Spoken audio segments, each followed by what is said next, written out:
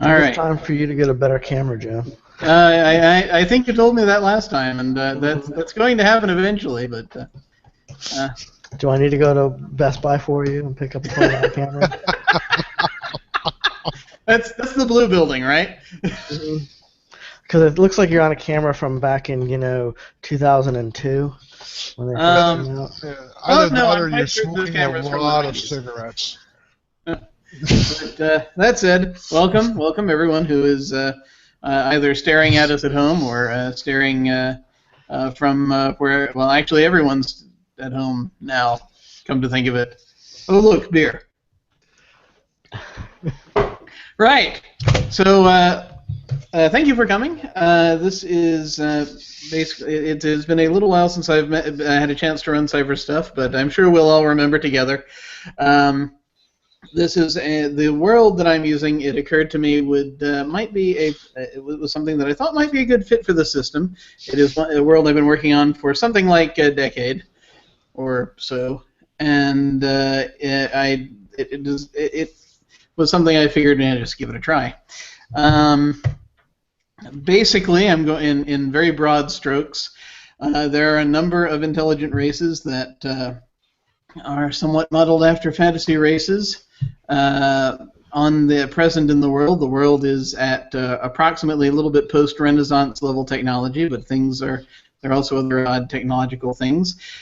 Picture, if you will, a large sort of continent-sized land masses flying around each other in orbits in space. This is where everyone lives.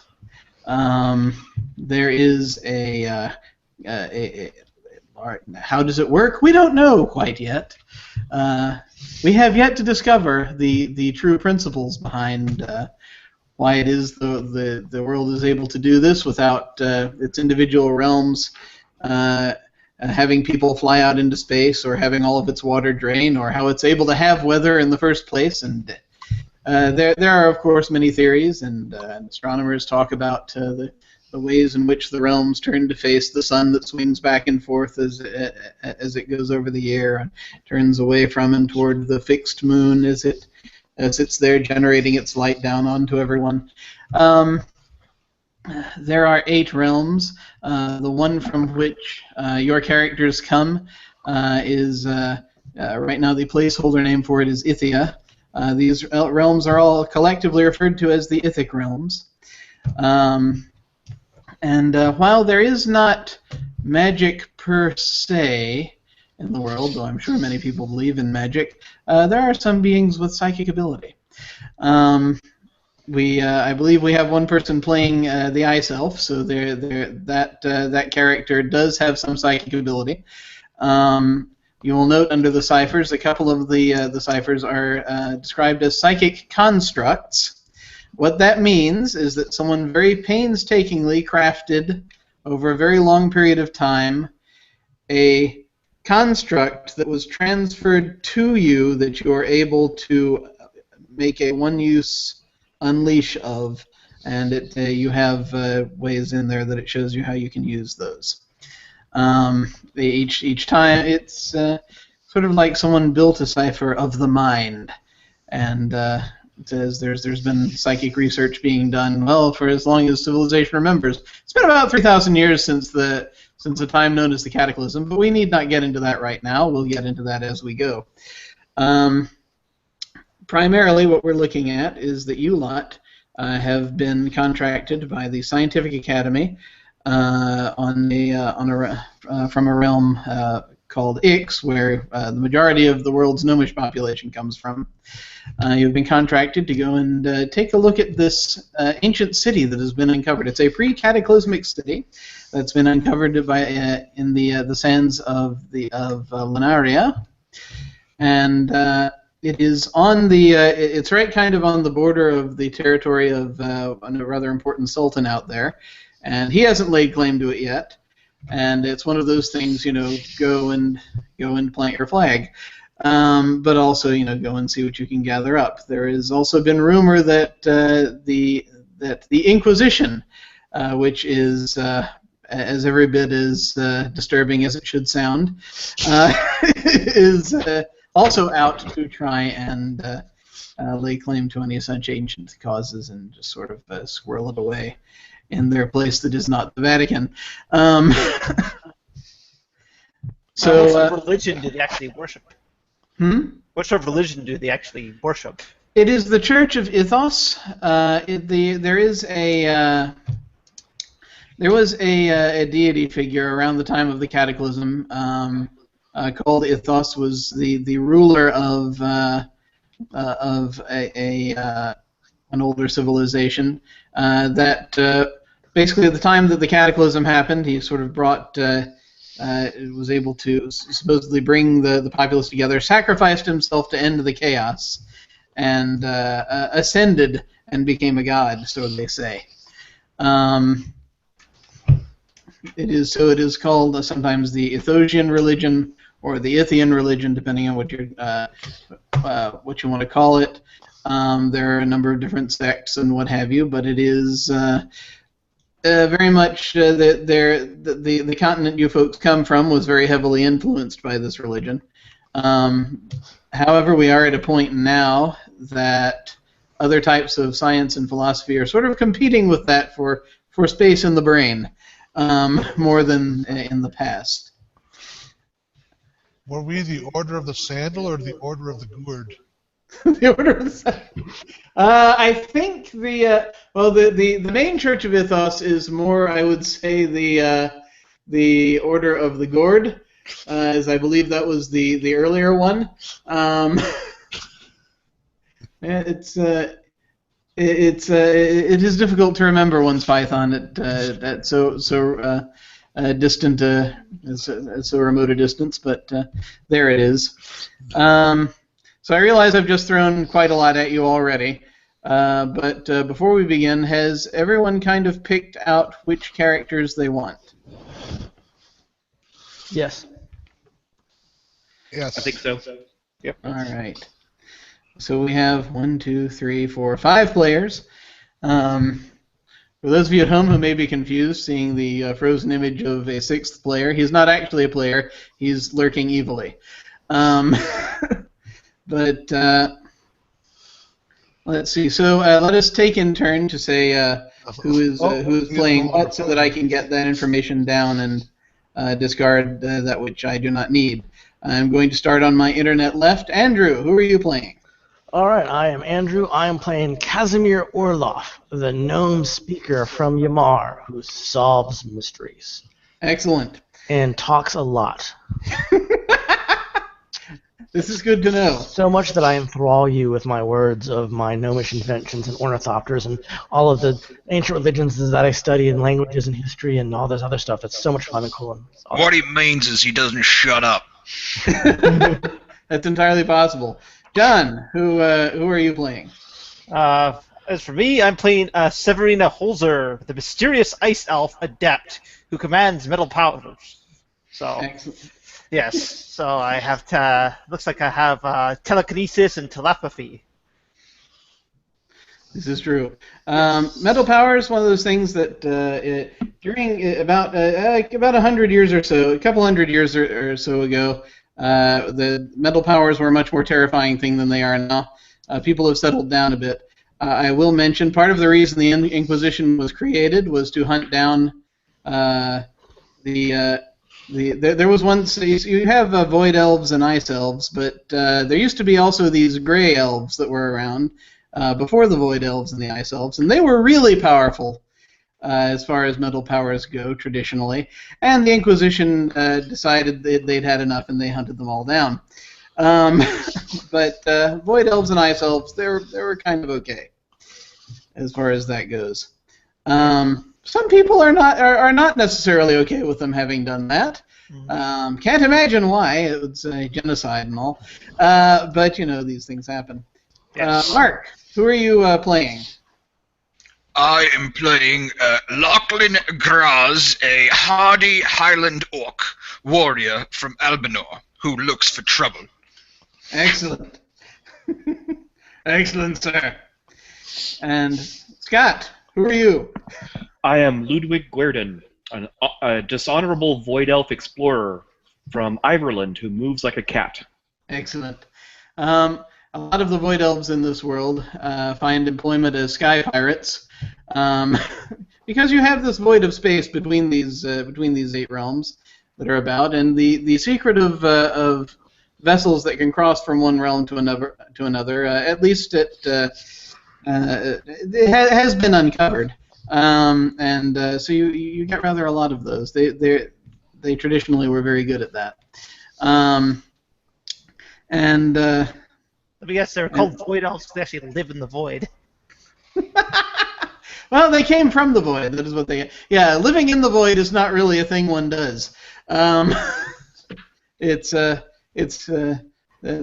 needs oxygen apparently. That's what they say anyway. Stephen, who are you playing? I am playing Armando Guerrera, a lizard folk warrior who is a fast lizard folk warrior who fights dirty and is a proper gentleman and who always apologizes after kneeing someone in the nuts. Nice. Awesome. Okay. Now, before we begin, do you have any questions? No, I think we covered a good deal of stuff, but I'm sure other people have questions because a lot of people probably new to the system. It's quite all right. We will stumble along. Now, this is one of those systems where the GM does not actually roll any dice. Sometimes when I run it, I roll the dice a few times. Like for NPCs, I do for instance, if you had NPCs helpers, they'll actually help you out in a fight, or maybe sometimes I might do it for other purposes. But yeah, most of the time, you don't. Can Yeah, I ask a question? Mm-hmm. Yeah. How do I roll dice on this? Well, there are a couple of different ways. Now, I like the. I know a lot of folks swear by Roll20. I like the Dice Stream app. Basically, if you want to use, I think Dice Stream is going to use less bandwidth, but that's it. So if you want to use that, that'll show me your roll. Yeah, Dice Stream is actually pretty good. Yeah. However, if we use maps, then we don't need to use Dice Stream. Well, yeah, if you would prefer to just, if you would prefer to just, if you have an icosahedron with you, we are on the honor system, and I'll be happy to let you just use that. You don't, just tell me what you roll, and you're on your honor to speak correctly the number on the die. Okay. Okay. I have no idea how to. I can get into Roll20. But I have no idea how to grab that app. Well, you would go over to the. You would basically go over to the left to the thing where it says Add Apps. Yeah, I did that, but I didn't see it there. When I clicked on Add App, see Draw Ring Central. There should be a place to type in. Is there a place to type in? That's interesting. Yeah, if you click on the 3 little dots at the bottom, then you go Add App, and then you type in, and you start. I will also, if it will become easier, I shall also activate my dice stream, and that may make it easier for you to see. Yeah. Yeah, it's 3 dots, and I get Roll20 YouTube Symphatic, that big word that means music of some kind. Scoot and Doodle, Google Art Project, then I have the plus Add Apps. Yeah. But when I click on it, I get a field of apps, none of which are this dice thing. Yeah, dice stream. Is it in your left-hand bar now? Because now that they added it to the call, it should be in the bar on the left. So it's going to be a yellow circle with a dice in it. Yeah, okay. So, like, if one person adds it, then everybody's got it. Correct. Bob's your uncle. That is entirely possible. I have not met Bob, but one never knows. Well, the first time I said that to my nephews, they said, yeah, so. Because Bob's my brother. Oh, there you go. All right. Well, let's go ahead and get this thing going. If there are no other inquiries or what have you, let's just see what happens. All right. Let me go ahead and open up the Cypher System rulebook just in case I might need it. Yeah, We I got can to run walk my you through some iPad here, things, so I'm ready to go. All right. I So think Andrew and I can handle any questions that may come up. Okay. Someone's gonna yes, this will be helpful. Someone's going to have to guide me through using this thing for the first time, this dice app.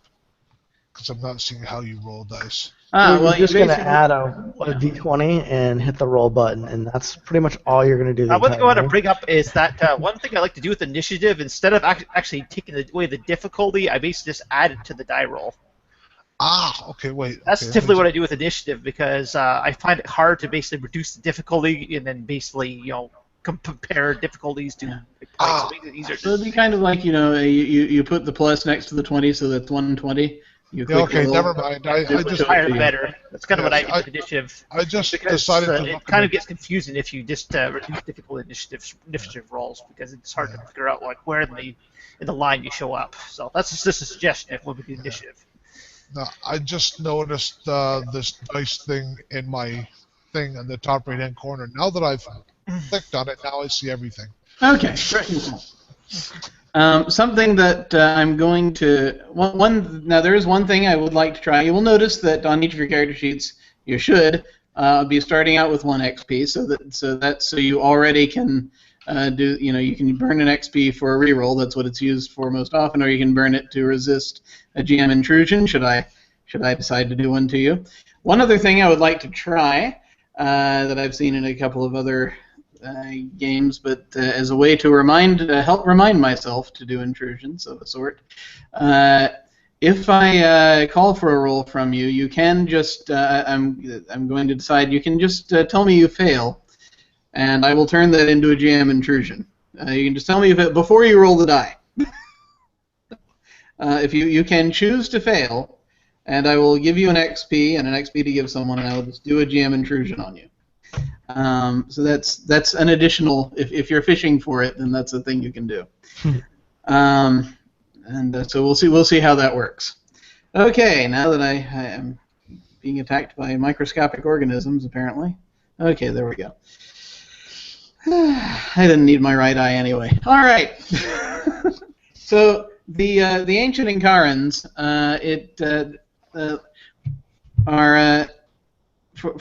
what information they gave you at the academy, it's just basically that it is thought that they might have been lizard folk. It is the oldest known civilization that they had uncovered. The city that they recently discovered was in the realm of Lunaria. You get there via what they call the sky bridges. There is a system by which basically there are a bunch of arches that seem to be these things that have been standing there since time immemorial. You go into one, and then you're suddenly on another realm. It keeps you from having to do the whole travel through space where there is no air type thing, which can be difficult because otherwise you need to bring your air with you. So the Casimir is a little upset that they didn't spring for ornithopters. This is true. Well, you see, they got to deal with grant money, and it is not in plentiful supply right now. There is quite possibly a war with the Khan of Delok coming up that everyone's panicking about. So that's a lot of people's purses are not quite focused on scientific discovery as much as they should be. But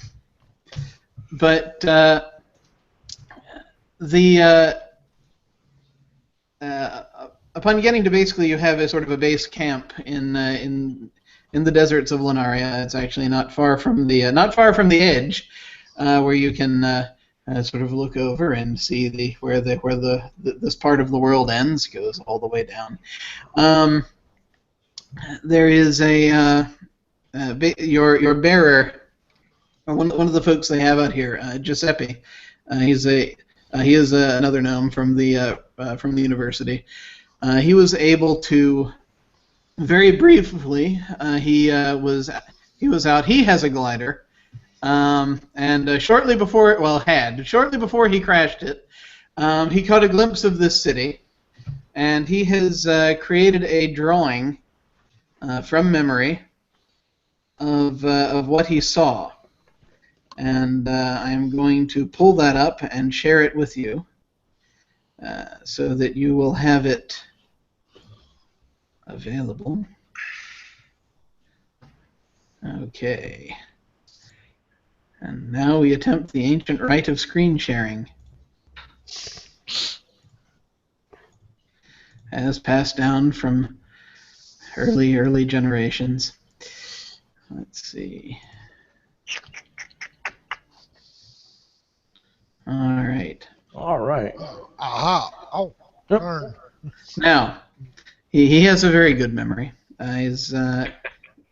He actually, well, it's actually he does art in his spare time, and has a perfect memory, so they say. But this is as far as he was able to tell, he could see there are a few things that he was able to determine. He saw what he thought of were probably just been uncovered by the sand, so there was a lot of sand piled into where there used to be these canals. This wasn't always a desert, apparently. There was, a long time ago, thousands of years ago, this was actually a more fertile area. So you have, it was a city that operated primarily by these canals. These canals are filled with sand at this point, for the most part. As far as you could see, there were two potential entrances. It is a city with very high walls. That's the surrounding area. This is as viewed kind of from the top. The two possible entrances, you saw there were gates over here on the west side, and on the east side was an opening that would have been for a harbor, a small harbor, probably at the time. Other features of note he was able to make out. He was able to make out a bunch of what are probably small houses. Some larger houses, some kind of square. Well, it's circular, but you get the idea. Perhaps a gathering where there's some sort of structure down there. He was able to see there was some sort of stadium-like thing, and then in that quarter over here there was a sort of there were several larger buildings, but one in particular that was very big that he noticed. That long, low, flat building. Down here was some sort of tower that he noted as well, a rounded tower. And in the center, a ziggurat. This drawing may not be precisely to scale. In fact, I can guarantee it's not precisely to scale. I'm sure he doesn't tell us that. What's his name again? Giuseppe? Giuseppe, yes. He's from Atreus, which is the same country as as where the Inquisition is centered, but it's a very sort of fractured kind of government. It's nominally it's supposed to be a theocracy, but it's the individual cities kind of act more like city-states. In many ways, it's sort of like the church only will put their foot down if they think they need to. Casimir is quite taken with Giuseppe to be an aviation enthusiast, an entrepreneur, an explorer, a map drawer, and I mean he's purely a Renaissance man. So. It's clearly he tries to be. He tries to be. Of course, the one thing that he does mention as the he's telling you all this as he's basically taking you there in his clockwork wagon. As you're getting up, climbing up, basically rolling up the dune toward it, and it says, "Okay, we should be able to see it in a moment." There is one thing. I saw a party of Inquisitors also. I did not know if they had found it just yet. And you see, he looks over the crest and he's like, I see they have. So as you're looking down there, as you get up to the crest of this dune, and you look down and you see this big walled city, still partially covered by sand, and out, and this is, say you're approaching basically from the south of the city, and also I'm going to take the map away, but let me know if you need it, and I can bring it back. You're coming from the south. You can see also, you've got a bit of a, you've got still quite a bit of a stretch. You're still several hundreds of yards away, and Do so the it's still obviously the city's Inquisitors kind of in the see us? distance, and between you and the city in the far distance, you see a party of individuals. It's about, or at least about 24 folks down there that you can see, and a good portion of them, it's like about 5 or 6 of them are wearing red robes. Do they see And us? they don't seem to have seen you yet. They have a bunch of equipment with them, as they seem to be sort of debating over something. They're kind of like talking about to each other animatedly, and they're pointing at the city. The people with them seem to be bearers. They're wearing sort of more brown robes or sort of desert robes, and one of the large devices they have with them, which looks kind of like a siege engine, looks kind of like a ballista-like thing. You see they've put one of the folks in brown robes into it, and they start kind of, they're like, okay, no. And it looks like they're getting ready to try doing something. What are you folks doing? I think we should avoid the Inquisitors. I mean, I know there's nothing, say, like heretical about like the town itself, but they won't let us take anything from there. Any artifacts back to study if they see it, because they might see this place as some sort of religious finding or what have you. If it's from the old ancient ones, or That would be a prudent choice. We should not cross blades with the Inquisition. Well, surely. Still, we have much to find here. Perhaps we can avoid their sight and can come in from a different angle. achieve what we can get without crossing our paths with them. Surely it Yes. would be good sense. So Severina to is get basically closer. a very tall elf, like 6'4", like dressed in like white and blue robes, platinum blonde hair, beautiful like blue eyes, has like a elven rune like on her forehead, Mm-hmm. kind of a tattoo, and often always wears a hood over her head, so that basically to obscure her face, kind of. And she always, often is very quiet and in contemplation and doesn't show too much emotion. I agree with the elves. Surely it would be of our advantage to get closer without being seen, to see exactly what they're up to. Who cares what Inquisition's up to? Let's just go around. And I can tell you one thing: I can't get much closer. They're going to hear the wagon. Yes, very well. We shall go on foot. I'd be happy to take a few steps up the dune to look at what these people are doing more closely, if you believe it would be appropriate. I do have a pair of spectacles that allow me to see quite far in. But if you want to move around, that's fine too. I have a pair of spectacles that allows me to see farther into the distance. Let me put these on and look for myself. If that is okay with you. Yes, we should keep our distance for now.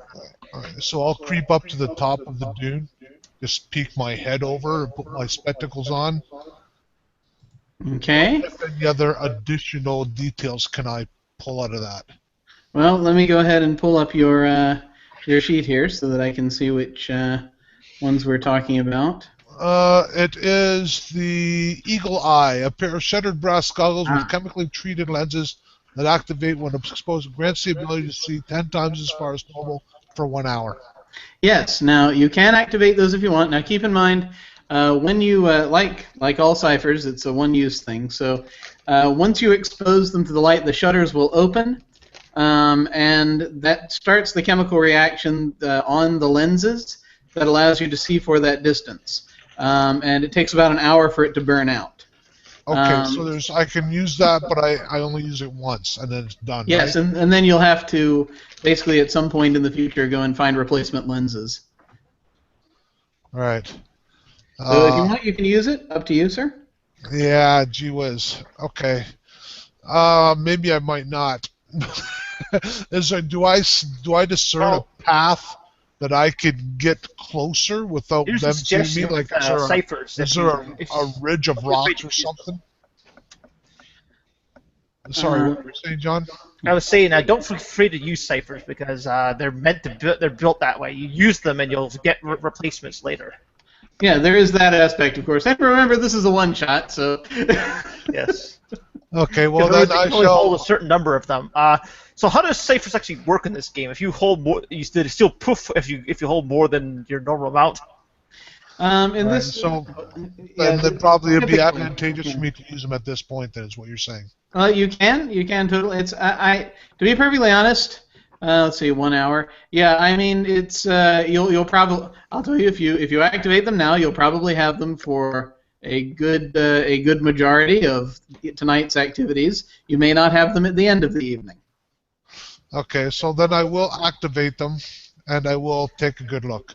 All right. And relay this information to the rest of the people that are with me. Okay, so what you can see is you can make out now very clearly. You can make out the faces as you sort of turn it. The shutters open, and you can now see as it sort of instantly sort of kind of gets there where the film burns away, and you can now see these Inquisitors down there. You see there are. You can see now kind of their structure. There are about like half a dozen of them, but there's one in particular that looks like he's in charge. He looks like he's a little bit older than the others, and he seems to be. And as far as you can tell, just from the way they're interacting, he's relaying orders through a second. So you've got the oldest one. He's got sort of longer, sort of graying brown hair, and his second has sort of short blonde hair and one of those tiny little pointy beards. Do I recognize any of them at all? Just on the off chance. Let's see. You are from Sarador. Okay. You will make for me a roll now. So before you roll the die, let us see what you want to fork into this, because this is kind of how this works. What awesome things about you will help you in this task of recognizing them? Do you have anything, first of all, on either on your sheet or about your character that you think will reduce the difficulty of this task? No. Okay. Like most of my stuff is basically all to do with being fast and doing stuff on the sly in regards to combat. Okay. So let's see. And is there anything personally about your character that you can think of just from if there's anything that you would think might be in your character's history that might be of help to you? Well, I am a proper gentleman, so I mean, I don't come across as like some kind of, as a person who fights dirty. I am polite and whatnot. So maybe on first blush, unless someone has actually seen me in a barroom brawl, they might look at me and say, "Oh, that's a nice person." Okay, so it's something where perhaps that you've gotten around quite a bit, and so it's possible that you've heard of these guys maybe. So what I will do is the difficulty would have been 5. I'll go ahead and bring that down to a 4. What that means in this case is because there's this thing in the system where there's a lot of multiplying by 3. What you'll need to roll on a d20 is a 12 or better. Okay. Now I know there's a thing called effort, and I know there's a thing called something else. Yes, there is. You can basically, if you want to spend effort, you can. You're all tier 1, so you have the ability to spend a single level of effort, which is 3. Which is 3 of your. This would be your intellect pool. Right now, your intellect pool is at 9, so you'd be going down to 6. You do not have an edge in intellect, so that would so it would be the full 3 points. If you'd had an edge, it would have only been 2 points. Okay, let me ask you this: if I roll and I don't get it, can I hand these goggles to say someone who's smarter than me, and have them look, or are these goggles only for me? Well, no, you can hand off ciphers. I don't see any. Okay. But there is, of course, this one issue, and that is right now everyone is full of ciphers. Not really. I have 2 ciphers and can hold 3. You can hold 3? You Yes. only have 2 right now? Yes, because Yeah, I only think, have 2 as well. I think as an adept, I get 3. I can hold 3 ciphers. Let me look back at something real quick, because there's something in the back of my head I just want to see here. You are the Ice Elf Adept. You may be holding an occultic cipher. You have 3. You have a curative, you have the psychic construct that is the poison, and you have a psychic construct that is the sleep inducer. You do have 3. Okay, it only shows 2 on the PDF on the sheet version here. Can he not just set one of them down? It is well one. Yes, I mean he could basically he could, or he could trade. He could hand you the curative if you wanted to trade. The cipher just allows him to see, which we've already done. You're right now trying to decide if you know one of these Inquisitions, so it's completely different to this, not related to the cipher at all in that regard. Yeah. So it's possible. There's a little juggling involved, but it's possible. Okay. I would recommend going ahead and rolling and seeing if you do recognize them, and then we can jump off that other bridge if we come to it. Well, 17. Do you see that roll? I cannot. I do not see it, but I trust you. So you can see it. I'm sorry. Yeah, my die roll doesn't work either. So, well, I can see my own rolls, but I can't see other people's. Yeah. How do I make it so you can see my rolls? Usually, if you just push the thing. Well, let me do a thing real quick. I'm gonna roll a d20. Can you see that? Yes. Yes. Okay. If you just did the same thing, I should be able to see yours, which is there may be a setting on here that. Okay, I'll look at the settings tab. But I don't think. Clear dice for the roll. Explode all dice. Mirror video. Mirror video is checked. Clear dice selection is checked. Circle color, hex color is checked. Yeah. I don't know. I can't see. But like I said, we're on the honor system. And, I don't know. You can see mine, so I don't know what's going on. Yeah, I can see yours. So it may be a setting thing. It may be something individual. But it's 8 o'clock, so let's go ahead and move on real quick. Okay. I trust did you. roll a I trust 17. You rolled a 17. What that tells me is that while that was almost an extraordinary success, you do recognize these guys. You have not actually met them, but you have you know them a little bit by reputation. The lead Inquisitor is Ernesto Salazar. He is known for doing this kind of thing. He is basically the church's hand when it comes to going and laying first claim to something. He's generally the one. If they want a flag planted, he's the one they send out to do it.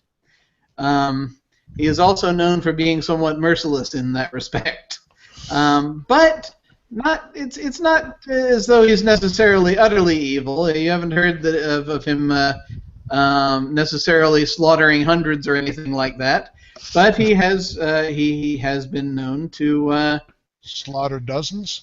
Perhaps, yes, if they get in his way, yes. And his assistant, his lieutenant, you think is probably one of the is from the Abello family, who are very sort of wrapped up in the government of Atreus. And he has that look about him, basically. He has the family beard. Can we go around? And you certainly can. You have now, as stated before, you had 2 potential entrances. I'm going to go ahead and highlight this thing so that I can see it again. Let me go ahead and show you the map again real quick. And this is, you have 2, right now it looks as though, just also from your studying, it looks like they don't know, the Inquisitors are right now don't seem to know quite yet how to get in. Can you So you've point us got an up the advantage on them Inquisitors? there. There are two potential entrances that you know of. One being the front gate, and the other being where the harbor used to be. And the Inquisitors are where exactly? The Inquisitors are to the south. They're not like right up against the wall here, but Right. they're kind of halfway between you and the city. Okay, so we are even south of them. Yes, that is correct. All right. Okay. I Can would we suggest- get to the front I would gates suggest without that we being go seen? to the harbor, through the harbor. Or that? Can we get to either side without being seen? Is there like a ridge of rocks we can just kind of... I think this is a pretty big area, so if we go around Yeah. them, we could do that.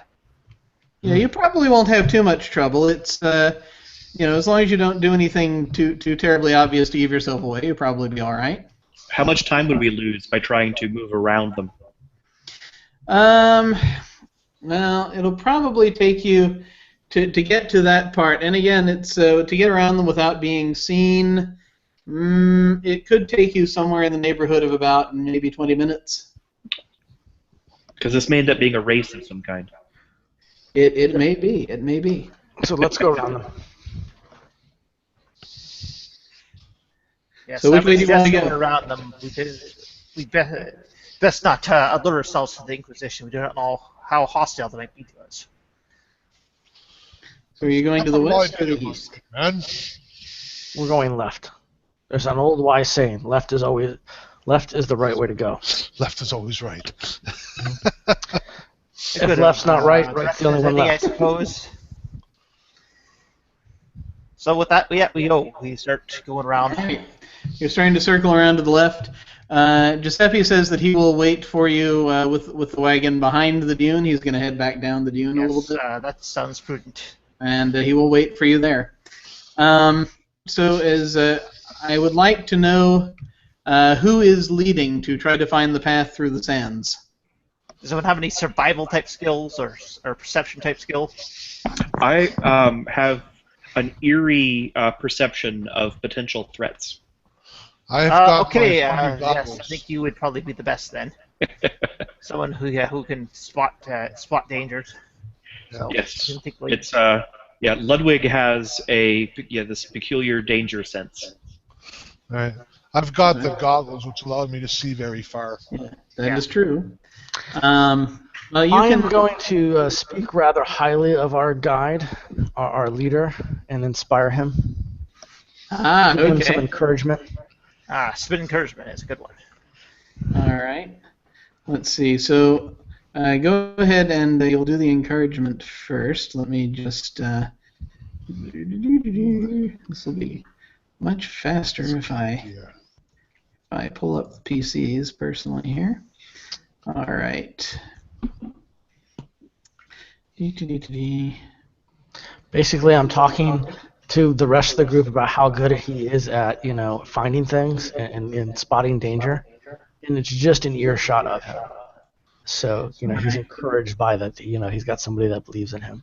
Okay, so you're gonna spend an intellect and use that. Which it costs nothing because you probably have an edge, right? Oh, that's right. Correct. Yeah, you have an edge, so you probably. I would think. So yes, if you have an edge, you should be good there, which I believe you do. I do. So you start doing that, and you've got your friend with the far-seeing glasses helping you. So right now the thing you're going to need to roll is a 3. To try to get it. This is just going to be a difficulty of 1 now because of the help you're getting from these guys. I'm trained in perception, so I can do that. Yes. So you who are leading, please roll for us. Okay. I think Ludwig is not entirely comfortable with leading, but he will he's perfectly comfortable going ahead a little bit. Well, that's six of one, half a dozen of another. I can walk with him if he wishes. Did anyone see the roll, or are you not going to believe this?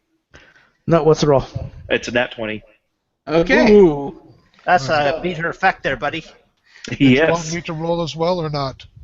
No, actually, you're good. You're good. So here's the first thing you see, not related. You think first of all, with the encouragement, you're actually able to find a little path between a couple of dunes that's going to get you there in half the time. First of all. Excellent. Second of all, before you go, you're on one side. Let me do this. You're on one side of this dune that's going to be between you and the Inquisition. As you go behind it, you notice them strapping someone into this winged thing that they've put onto the ballista. And as you go behind the dune, you can still see the city. You can't see the Inquisition, but you hear this very loud thwack, and you see this this guy, this robed guy, up in this contraption, this winged contraption, sailing up, and he's going up and up, and he's about to hit over the wall, and at that point, it's like the entire top of the city crackles with a dome of electricity as he slams into it and is fried unto a crisp. He falls burning to the ground outside the wall. Stupid Inquisition using goblin technology. They should use, gnomish technology. A catapult with wings? I mean, come on. Where's the ornithopter? You should be able to... Yeah. I pull down the gray cloth that's covering my face to match the rest of the gray cloth makes up my outfit, and I just tell them that my assessment is that we should proceed with caution. Okay, so hit it, and there's a crackle of electricity, like did it look like a dome appeared of a kind surrounding the city? Yes, for just a moment, when the poor fellow, basically where the wall stops above it, it's like it's got a dome of electricity above it of some kind. Okay. It's like it came out from it's like there was a pulse from inside, and there was this loud crackle, and this dome thing just suddenly appeared for a moment. The bearer whacked into it, and then it vanished. All right, so I'm going to see if I can maybe use my knowledge of things to see if I can identify what sort of, what exactly this is. So first of all, will my mental ability skill actually apply? Is this some sort of psychic effect? Or is it more technological? Well, let's see. You have. Let me look over your. It could be a number. It could be a bit of both. Let me look over your thing here. I have a skill called mental abilities. That is for use with your things that directly affect someone else's mind. Yes, but also could it be like knowing about it too? That would be a knowledge skill. That would be a knowledge skill. So this is going to be pretty difficult. If it were a mental barrier of some kind. Yeah, for just natively to have some idea of what this is you've just seen. Yeah. You're to grasp it. You're probably going to need a. You're going to need an 18 or better. All right. Well, let's see. So my mental abilities do not reduce the difficulty, right? No, not for this. No. Okay. However, I do have an ability called Mysterious, which I can choose to count as one skill when trained, aka knowing what this is. Well, that's. So whatever skill which I need to have to actually know what this is. This would be actually. Hang on a second. Because the Mysterious, basically, I can pull knowledge out of nowhere, because people don't know what I know. So. Mysterious, yeah. Okay. Well, basically, in order to there are a couple of different ways to tackle it. One involves, let's see, there is. You can come at it from a lore angle, sort of a historical lore angle, or you can come at it from a more sort of sciencey physics type angle. I'm an elf, so I think lore would actually be more of my angle.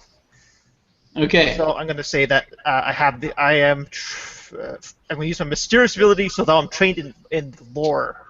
So I will get a skill on this. And then basically until I get that skill, until I choose to use what's it called, recovery, then I get to choose a new skill. Okay. Did I forget to put that on the sheet?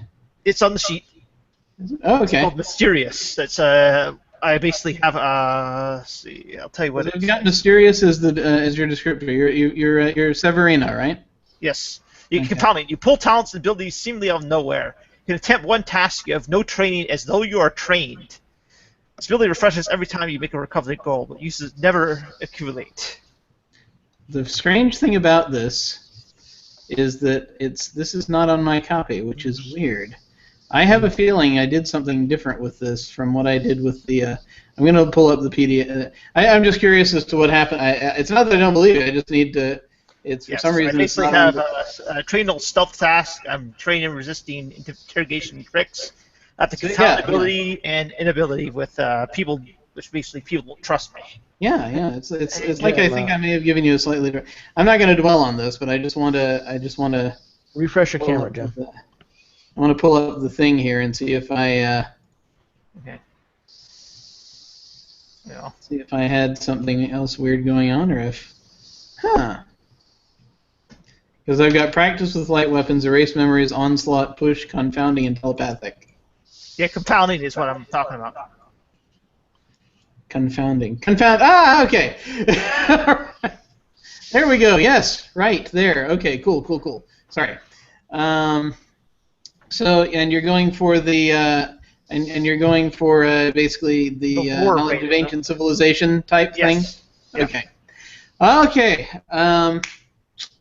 That will bring it down to a 15 that you would need to roll for that. Okay.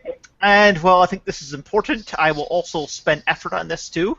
Alrighty. So possibly 2 points of intellect, and I'll bring it down to a 12. Okay. Okay. A roll. So. Did you see that? I cannot, but what did you get? I got a 13. All right, you got that's just enough. Yeah. Okay, so this. Okay, first of all, what you have just realized is that this may be the legendary city of Kir, K-I-R, which was something that they have not found a lot of Inkaran, a lot of Inkaran settlements up until this point. They've been just sort of smaller, sort of towns that have been found up until now, and from what you've heard, you're remembering a story that said that their leaders, there were sort of they were god kings, and that they had the abilities in the ancient times to command the elements, and that when the city fell,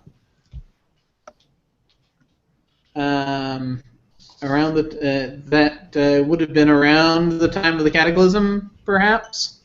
It's a little vague as to the exact order of things, but that when the city fell, the one of their gods, one of their deities, it's unclear as to whether it was a person who was like a ruler of the city at that time, or if it was an actual deity,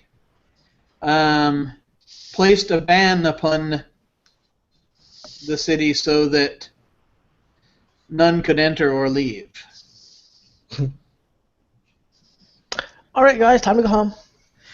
So I look at it that was fun. intently, and then it says, well, I don't know too much about this, but I believe this may be the legendary city of Kir. Oh, really? Kir? Yes, it had the god kings there, the power to control the elements, and definitely this could be a form of technology or electrokinesis of some kind. It's believed that it's possible that one of the gods put a ban in the city, thus trapping everyone inside, as well as prevent anyone from entering. But there is a way. There is a way. History tells you that there is. If you go look at the Chronicles of, and I'm just going to start spouting stuff because I know ancient history, and roll to see if I know a way in the city. Okay. Using my ancient history. Go ahead. It's possible that there might be an underground route if the shield is only on the surface. If there's a passageway under the shield, then it's possible it might be able to get inside. That's a capital idea. What do you get, sir? I absolutely fail at my knowledge of history and of a way into Cure. Yeah, they didn't really talk. Things got really muddled around the Cataclysm, so it's hard to obviously, say. if nobody can go out, nobody can talk about how to get out. Yeah, it's maybe they didn't make it out. It's hard to say. Maybe they're still alive in there, suspended in animation. Can we dig? Well, by this point, you've actually gotten to where you think you've climbed up a dune that's right, just not very far from what should be the west entrance. And you look down, and you see that it's basically the sand goes down, and then the sand comes back up, and you've got the wall. It's covering a portion of the wall, and you think that's about where the door is supposed to be. If sand can get in, then non-living things can get in.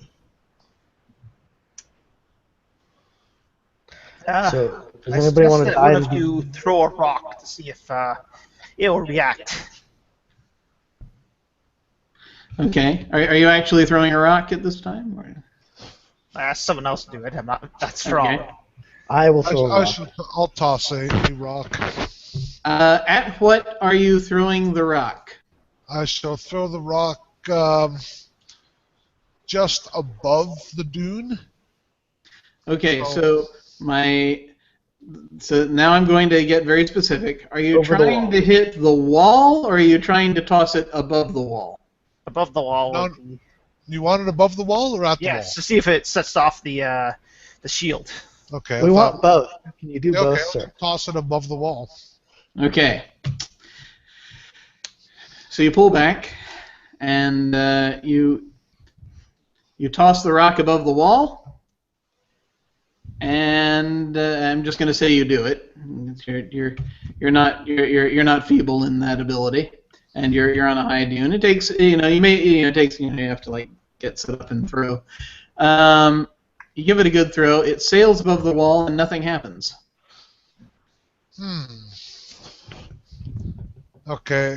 Can I throw a second rock at? You said that's where the doors should be. Well, yeah, you've got doors maybe underneath this pile of sand. Okay, but and then next to it you've got a wall. Right. Is there a wall between where the sand ends and where I threw that first rock? Yes. Then I shall throw it at that part of the wall to see if, just to see if there's something I'm missing. Haul off. You throw at it. It bounces off. Nothing untoward seems to happen. So the sand dune is up against the wall. How much height is there between the end of the sand dune and the wall? Between the sand dune and the wall's about 20 feet high. The sand dune goes up about, we'll say about 12, 15 feet. All right, so So there's 5 to 10 feet left. We'll climb, not a big one. I'm gonna run up the dune and jump up onto the wall. Okay. Because I'm impulsive. I've got training in jumping, and I will spend a little bit of might effort. You're trying to jump on the wall, not over the wall, correct? Yeah. You're trying to jump onto the wall. Excellent. I will tell before you roll anything.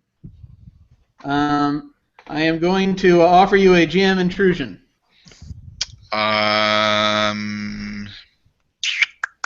Sure. All right. So you get an XP. You have also another XP to hand out to someone else. Andrew. All right.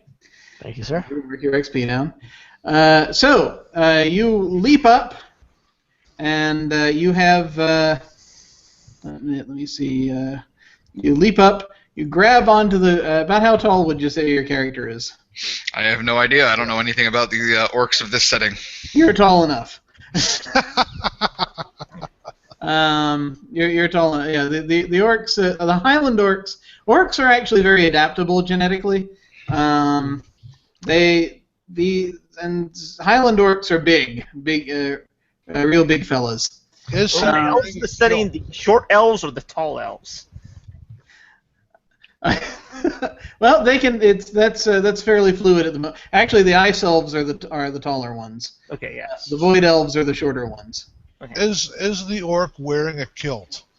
He certainly can be if he wishes. I am not. I am wearing armor. He is wearing armor. Okay. Can you hang there, orc, so we can climb over you? Well, let us say what happens. You leap up, you grab onto the wall, and as you're hauling yourself up, you see a couple of things. First of all, the main thing that you see is looking across the. You can look across the city, and you can see the. You can see this. It's much of these houses and this road leading up to this place where there's like what looks like the remains of a fountain, and you see this ziggurat, and atop the ziggurat there appears to be a little sort of a thing that you can't quite make out. It's right at its very middle, right at the tippy top of it, and but what happens is that it glows, and it's almost like you can feel this sort of vibration in the underneath in the wall underneath you, and this you see this light flash very brightly from the center here, and seems to be arcing toward you. And now you should probably you have a moment. Would you like to try to get away from this? So am I on the wall, or am I like dangling from the wall? Like what happened? You just got your foot up. You hefted yourself up to a standing position, and this is happening now. So I'm standing on top of the wall. How much wall drop is there to go inside the city? Inside, about 20 feet. I will just step forward and jump down off the wall into the city. Excellent. As a means of dodging. All right. I'm going to ask you to pick a new character. Ask you to roll for this. This is a roll to avoid becoming a crispy critter. I believe you are trained in jumping, so that will help you. I am trained in jumping. I am also trained in might defense. I don't know if that'll. Might defense is not going to help you get this. That will happen. It depends on what kind of attack it is. You're not the GM. Don't tell me what it doesn't do. Yes. Might defense can be used to block and take the. If it's an electrical attack, you're not going it to can be take resisted with might. something like The this. might defense is going to be the fall damage. Yes, yes. We'll come to that as well. Yeah, might can go in work just a moment. Though. But first, you're jumping down. So what I'm going to ask for is, since you're using jumping, I'm going to ask for a 12 or better. All right. I will put that effort in that I talked about earlier. Alrighty. And I need a 9 up. Whoa! I'm rolling a physical die because I don't like apps. Understood. I rolled a 10, which is Excellent. a success. You just make it. So you see, the rest of you see him clamber up onto the wall and immediately step off the inside. As a bolt of lightning arcs over his head, and you briefly see the dome appear again. You yourself, sir, you drop down, you tuck and roll, and you manage to basically, in coming down, you're still going to get a tiny bit bruised here, so you're going to take you would take the potential for one might, except you're wearing armor, so you're okay. Okay. But you manage to get down, you tuck and roll, and you are standing in this ancient city street. Did you survive? Well, we're down one team member again. Should we return to the city and get someone new? No. I can fix this. I can see what happened. And I reach into my satchels and my packs, and I pull out this this metal orb, and I toss it up into the air, and it sort of levitates when I do so. And and I pull out this little pad that shows me what it's seen, and I sort of send it over the wall to see what happened to our friend the orc. Okay, so the way this works, it comes out. These little wings come out of the thing, and it flutters up. Like a snitch now. Okay. Usually, what happens it can do that for short distances. Mostly, the way it maps is by rolling around through vibration. Mm-hmm. So it sends out these little pulses. Oh yeah, you're right. Yeah. So it gets up to the top of the wall and clings onto it, then rolls over. So Lachlan, you who are inside, see this.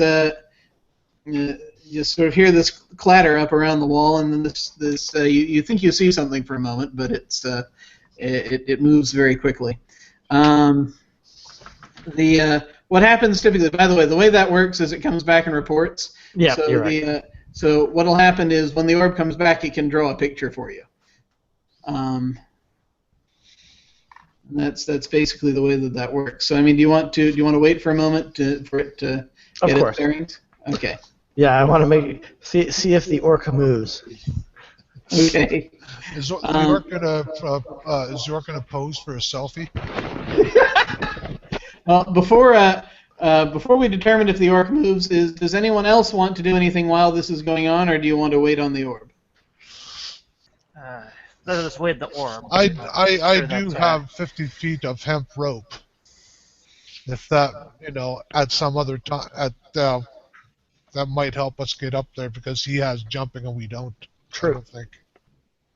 Quickly climb down, everybody. Yeah. So do you want to throw your rope over? Yeah, I can do that. Okay. I'm not going to make you roll for it. You're throwing your rope. Do I see the rope as it comes over? So yeah. I mean, if you just sort of stand there for a moment, then yes. Unless you want to do something else, you do see a rope sort of come over the side. Okay. Is there like a grappling hook or anything, or is it just like an untied end of rope? It is an untethered rope. I laugh to myself, first of all, because obviously that's not going to be very good for climbing, and then I yell, "I wouldn't try that if I were you!" Well, it's 50 feet. The idea is he was supposed to grab that end of it. You What hear? are we going to anchor it on this side with? Yeah, well, how tall is the wall? So far as I understand, the wall is 20 feet high. Yep. Right? So it's 50 feet, so that should go right to the ground on both sides. It does, yeah. But what are you going to anchor it to on this side? Well, So when we climb down the other side, we just don't pull the rope with us. the last person will have to jump, as it were. We'll have to just stand there. Well, by that time, I can probably jump over at the end. person. Well, looking, I will say that as you're kind of both on both sides of this wall looking, there are on the inside, Lachlan, you can kind of see that there are probably you can see these where the doors. Door now. The door. It looks like there were two doors. There's like part of one left, and there's just a bunch of sand there. Oh. But there's like, they're like bits of the old door still sticking out. That have been petrified. You could probably, if you wanted to, you could tie the rope to that. If you didn't want to mess with anything else. But yeah, there's sand pouring in from pouring. It's going to just come down in from there. Can he dig through that sand? Just how much sand is there? There's a fair amount, but perhaps he could. That is up to him.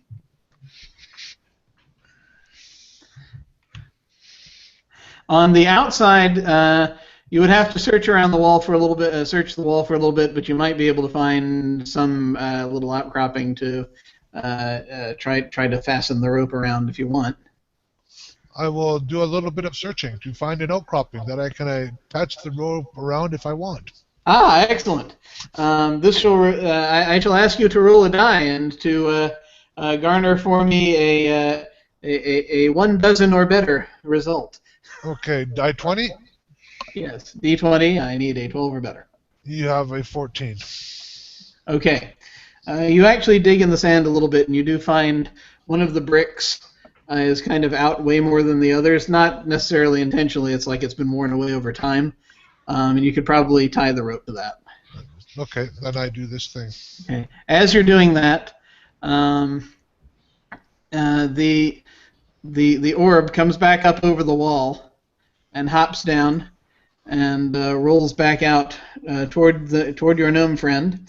Do you want to lay down paper, or do you want it to draw it in the sand, or what do you want it to do? I'll lay down paper. Okay, so you lay paper down. It's got ink inside. It comes down, and it draws a fairly detailed image for you. Let's see, what was its range here?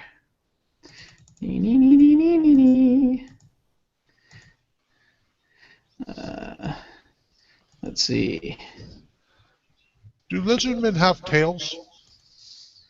Usually, but Yes. they don't have to. Okay. They typically do. You do not have to, but it is entirely possible.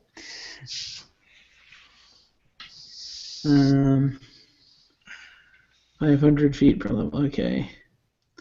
Okay. So actually, yeah, you've got a fairly good range here. You've got 3,500 feet, which is like 2/3 of a mile. So you're actually able to get much more detailed. It very quickly was drawing this out. Okay. These parts of this map. So what you're going to get is a more detailed version of this map. Okay. When you get to certain, it will take a while to study, but when you get to certain parts of it, you can, if you're inside, you can say, "I look at this portion and I can give you more details." Okay. Basically, is what that's going to translate to. It's a good thing it doesn't record it in 1-to-1 scale. Yes, that would that would A, defeat the purpose, and B, have some issues there. Hey, Jim, are any of the buildings near where I landed taller than the wall? They are not. These are these look like houses. These look like they're about it's very ancient sort of stone houses, but they're like about a little over 10 feet tall a piece. Yeah, probably have 10-foot ceilings. So no multi-story or. Not right here, no. All right. You get deeper into But the even city, one story there are would some. help. Okay, so is there any sections of the wall which are broken out and basically are like gaps? Any sections of the wall that are broken out like gaps. Are you looking for more footholds, or are you looking for very big gaps to like pass entire Through, people? yes, probably. What was that? Look for something I can maybe squeeze through. Okay. As you kind of are just sort of looking around at the, you've spent enough time out here. I'm going to kind of give this to you. As you're looking around, not immediately on this part of the wall itself, but you think you can see, since some of the sand is shifted around a bit, you actually see some light coming through what should be the top of a doorway on the top of that dune. Oh. So you might be able to get through if you dig. Good thing I brought a spade. I shall do some digging. So it was once some doorway, right? Yeah, it was the where the gate is. The sand dune comes up to the gate, and you could probably, you think you could probably, if you dig away at that, you could make an opening big enough. Okay. I'm a gnome. I'm short. Could my force push knock the sand out? You are certainly welcome to try it. Do you see the gnome's already heading up the hill with his spade? Do you hold off, or do you just let him have it? Full there from one. I believe I can do this much faster. So, force push, bam! At the sand. Once he's off it, I'm gonna force push, bam, and basically knock the sand inside. All right. So let's see how much damage does your force push do? I get out of the way because he's using magic against a magic wall. Damage. It's basically a forceful energy blast. So you push a creature or object immediate distance any direction you wish. You must be able to to see the target. I start to object before he's doing it, but I don't get it out in time. Okay, so Severine, she basically reaches up and she does the force push, and So basically, an object my size, basically. So yeah, you see the target. Basically, a pile of sand could probably count. Okay, yeah. It costs me winner. You get a decent amount. You basically reach forward, and so Lachlan, as you're sort of standing on the inside and you're looking at these houses, you see back the sand comes just tumbling out from that doorway. As you see it coming down, and you see this hole open up, where you can see you can see now roughly a person-sized hole now at the top between the top of the dune and the top of the doorway. About time. I shall untie my rope from the outside. Okay. Okay, so it's not large enough to get through. It is. It looks like it is now, yeah. Okay. If you go in one at a time. Yeah, so let's go one at a time. It seems that it appears that this thing activates and then the shield stays for a moment. So one at a time would be better than going all at once. Well, Elf, it's your handiwork. You go first. Very well. So I will go through as swiftly as possible. Are you sure? Yes. Okay. You. All right. You step up. You go through. You dive through the hole, and well, for a moment, you hear this, and Lachlan also you hear this because you're inside. You hear the sound that's this sort of this again, background sound for a second, but as you plunge through the hole, there's no immediate electrical thing that happens as you come through, but it looks as though this kind of weird thing happens just above the door itself. Yeah. It's like, and this is the first time you've actually noticed these. You haven't been here very long. It's not. It's as though this light for a moment just sort of goes just above the door, and then it's there very rapidly. Lights go off and on in a pattern in this ring, kind of around the top of the wall, and that you can see all the way out to the far side. And then it happens. Just the light flickers on once, and that's it. And each in succession, basically. But I'm on the other side, and nothing else. If you're on the other side, you haven't been harmed. Yeah. Okay. I'll dive through. So just wait a second. Wait till the lights go out. Perhaps. Well, at this point, our lizard friend is diving through, Okay. and as he does, a new set of lights start up. New set in what manner? Well, the same ones. Yes. They blink again. A little bit before the previous ones were finished, if that makes any sense.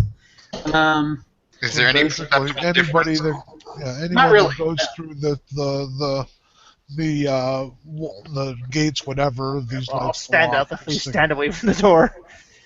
Yeah, and as you go through, you felt like, well, let's see, lizard people don't have hair as such, so you felt your skin tingle a little bit as you went through, but you're okay. All right. So I turn to my friend that's left outside with me, who has the uncanny ability to detect danger, as he's already stated. Who was our guide, and says, "So what do you think? Should we just?" Well, I don't think I have to sense danger. This looks like it's pretty obviously something trying to keep us out. Okay. How should we proceed? Shall we dig underneath it, or roll ourselves in the dirt so we look like an inanimate object or a non-living object? Nothing. It's the Walking Dead solution. Well, does anyone have any experience with this sort of ancient technology that might be able to disable the device that is alerting the perimeter of our intrusion? I think that's going to be half the adventure, sir. So. Yeah, during this conversation, the lights have on the inside. You can kind of vaguely hear they're talking about something on the outside. You can't quite hear, but the lights have died down at this point. I'm gonna take a look around with my groovy goggles and see if I see any signs of life that have been alerted by these lights and are, or hearing anything. Excellent. Okay. You come out along the street a little bit, and you're sort of looking around. You're looking around. It looks completely dead here, as far as you can tell. This place has not been inhabited for a long time. Just looking around, every now and then, the first thing you're going to notice. Actually, I'm going to ask you to make a roll for me to determine how much you notice here. Okay, roll die 20. You're gonna know, yeah. Just roll a d20. You're gonna notice something. I just want to know how much you're gonna notice. Will the binoculars be an asset to him? These goggles are considered an asset for this. Yes. Okay, I have rolled a 19. Okay, I will get back to you in just a moment. You're doing quite a lot of looking around. I will also look at the top of the ziggurat because I want to know what the hell. Yeah, you can actually see it pretty clearly from here. So I'm going to give you that in just a moment. But first, while he's doing that, guys outside, have you decided what you're going to do? I am showering myself in sand and then running through. Okay. If that doesn't work, I'm going to try and blow something up. So as... That's the fallback position. That's my universal plan B. Yeah, blow it up. So as your lizard friend begins sort of looking around quite a bit, and on the outside you hear this conversation stop for a second, and then you see a gnome come spitting out through this through this hole in the sand dune, kind of like a watermelon seed, tumbling down on the other side. You are unharmed. You did feel for a moment that resistance, that sort of like your hairs were standing on end a little bit, and again the lights go off, but you are unharmed. Well, I did not fill it with my sand. Oh well.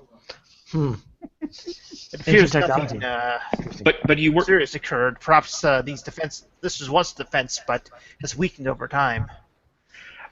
On the outside, do we see that he made it through without being, electrified? Do you go up to the hole and look in? I do. Yes, everyone's okay. Okay. I quickly look at a little a bomb that I have, a little small alchemical bomb, and say, not today, or at least not yet. I stuff it back away. I'm not entirely comfortable with this, but I start, rubbing dirt and sand on my clothes because that was the logic of why this was supposed to have worked, and then I scurry through. You put on the dirt and all over you. You scurry through, and your alchemical bomb blows up as it hits the dirt.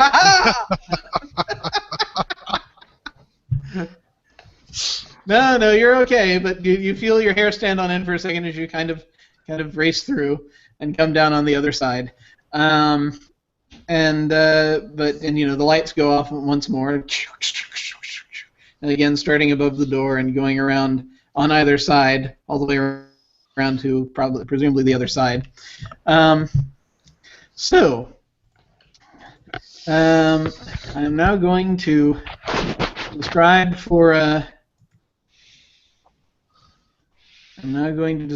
our lizard friend what he has seen. You got a 19, did you not, Armando? Yes, I did.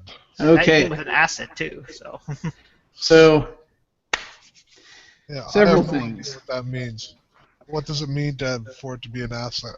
It means it's less difficult. Basically, it's less difficult is what it means for you. It's everything is difficulty is reduced by a level. Yeah, 19 is also a minor effect too. So that's good.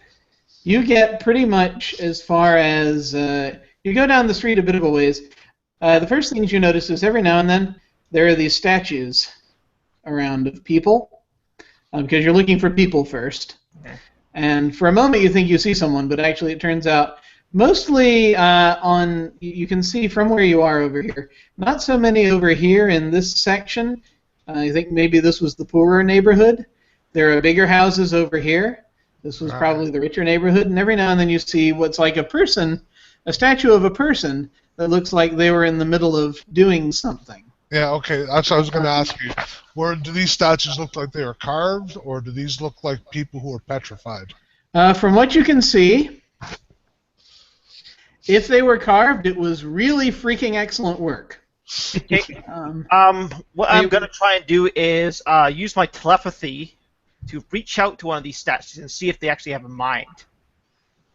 Okay, so you concentrate for a moment. You're looking into that. Yes, I do. And Cost me 1, but it's nothing. Yeah, you're an age, so you're good. Yeah, there's nothing there at this point. Also, as you're looking around, you said you were looking up at the as you can see really well. You think maybe there are buildings in the way, but you think there might be some movement going on in the area of the stadium, possibly. You look further afield this way. There may be something there were more people or more statues around this square. This is a fountain. Right. Looking at the ziggurat, looking at the thing at the top of the ziggurat, you've got this deep canal here, but then which does not have water. It has sand in it. That's about it. On this side, on the ziggurat itself, you see that what looks kind of like a tuning fork coming up from the top of it. And there are stairs going up on the sides of it. You can see. Right. I should relay all this information to the other people in the party. Now, this area here towards the stadium, that quadrant of the city, are there more statues in that area than there are in the area directly across from it? So when you say directly across from it? Yes, I mean directly to the south of it. To the south of it. Maybe a few more. Not a lot more. It's actually, you would think it's almost about equal, but there may be... You're thinking maybe that was more of a recreationally gathering type area, maybe? So there might be more people there. There are more people in the recreational areas, which you would see as around the stadium and around the fountain, and the ones you can see kind of up to the middle of the city. Okay, so yeah, I tell everybody about the statues and where they're located and look for suggestions. Okay, so I've tried to telepathically communicate the statues. No mind on them, I guess, right? Yeah, basically, there's no mind, nothing you can tell from here. I also these do appear to be statues. I cannot connect with them with any intelligence with them, although it is possible that some form of science or magic has transformed their corpses into these statue forms. I also believe that there is some movement over there in the stadium. I thought I saw something. Perhaps we should make our way over there to see what is amiss. Yes, we are here to explore. So yes, seeing what the. No, we are here for scientific research. Yes. Let us go there first. Dear man, what is the difference? First has affected these people. Afterwards, though, I would mind see if we can get into that ziggurat in the center. That might have something as well. But if there's something moving in the stadium there, we should investigate that first. Okay. Well, right now the widest path is directly up this main street toward the square. Is that the way you go, or do you? Yeah, we'll go to the square first, I guess. Okay. So you get up to the edge of this little canal. There's a bridge, which has been worn away out of it, but it looks sturdy enough, so you're able to cross it. You come into this area that's this fountain with this very elaborate three-tiered fountain with a sort of pictures carved into the side of it. Can we look at the pictures and see what they? I mean, Is there any meaning we can discern from them? Well, quite possibly. Also, there are some low buildings around the square here. Is there any writing on the writing?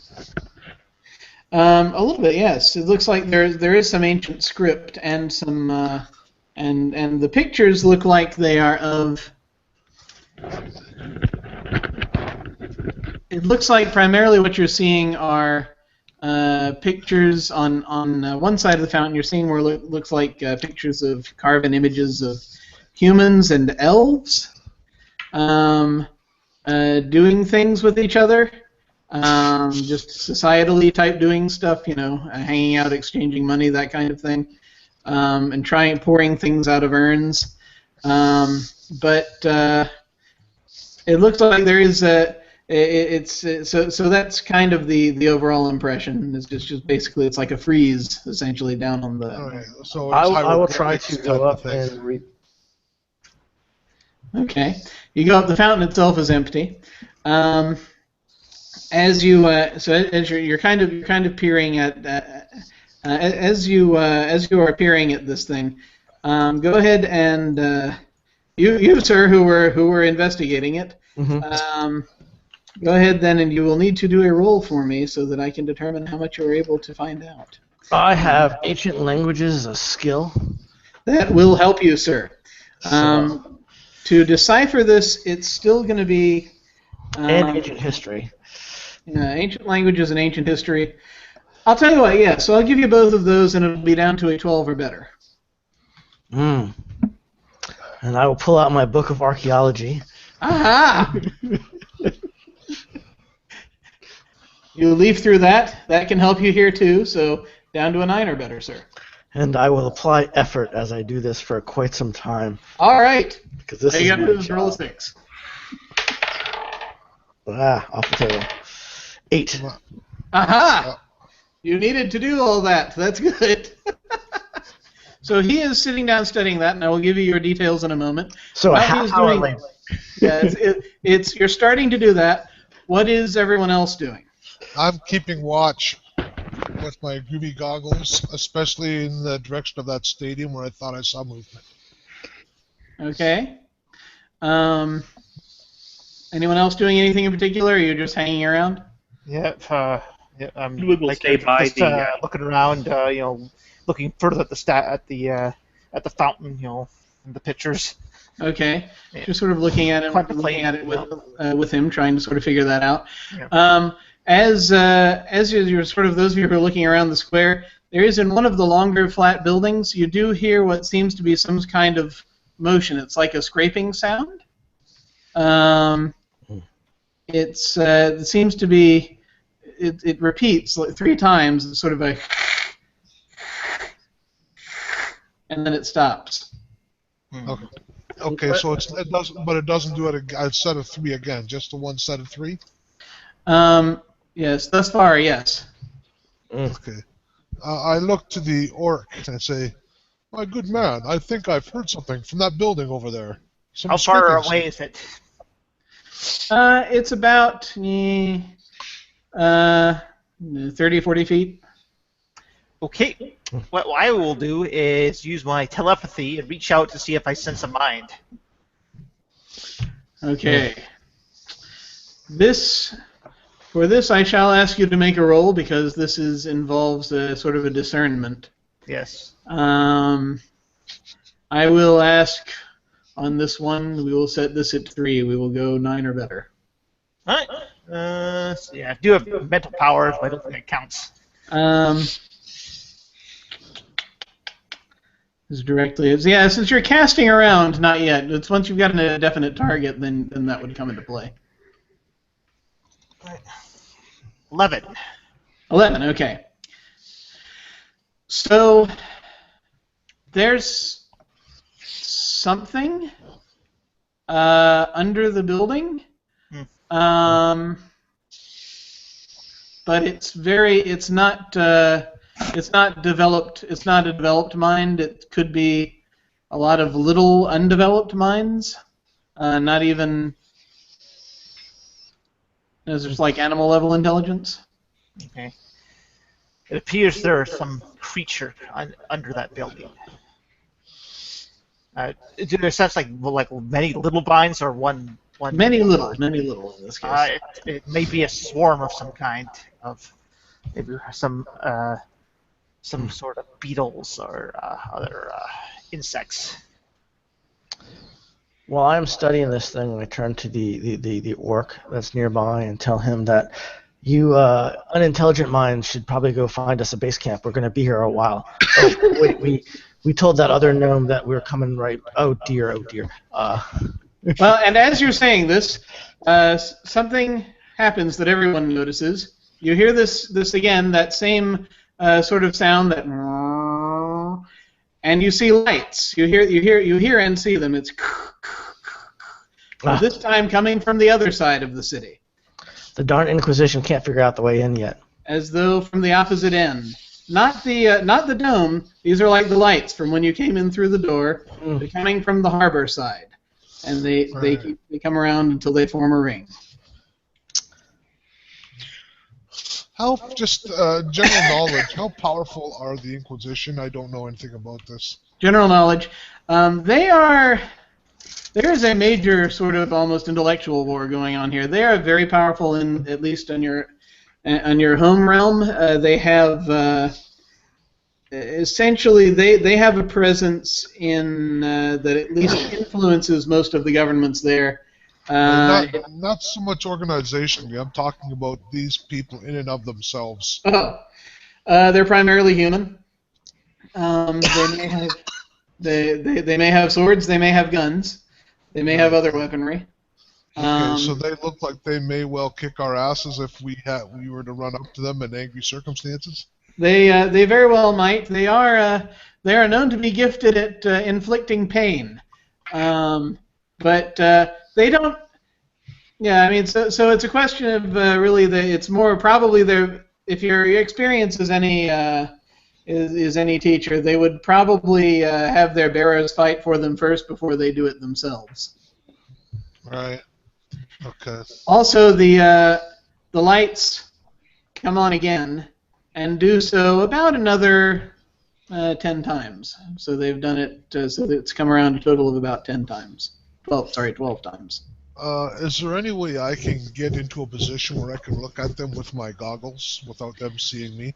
You well, from here again, you'd have you are. They're not going to see you because you've got quite a heck of a distance on them. Yeah. I'm guessing I'd have to go close and around the side of the ziggurat or something. If you got up to where the ziggurat is, you could probably get a more clear shot as to where they are. Right now, you can't quite see past it to see exactly where they are, but you suspect already from what you've seen of the way this city works that there are people inside the walls. This is the Fountain of Lost Souls. It may very well be, and I'm going to give you some information about that in just a moment. But first, as we're encroaching on 9 o'clock, I would like to take a very quick break for biological purposes. Should anyone need a drink or what have you, I would urge you to get one now. Do you mind terribly if we break for like 5 minutes? That's fine. I am armed with Fresca. You are armed with Fresca. Excellent, sir. I will be right back. All right. See you later.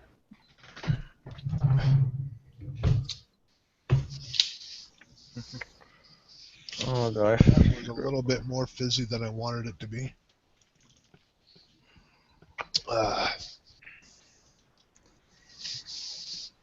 So, did you take a look at the new Kickstarter for the Cypher system? Are you talking to me or anyone in particular? Anyone who's listening, I guess. Okay, well, I will plug my ears in. No, I have not. Sorry. Yes, yeah. There's a new Kickstarter for 3 new settings for the Cypher system. Interesting. Yeah. I do really like the artwork. I mean, they did really bang. The artwork's good. The only problem is that with the Cypher system book, they recycled artwork from previous books. Okay, well,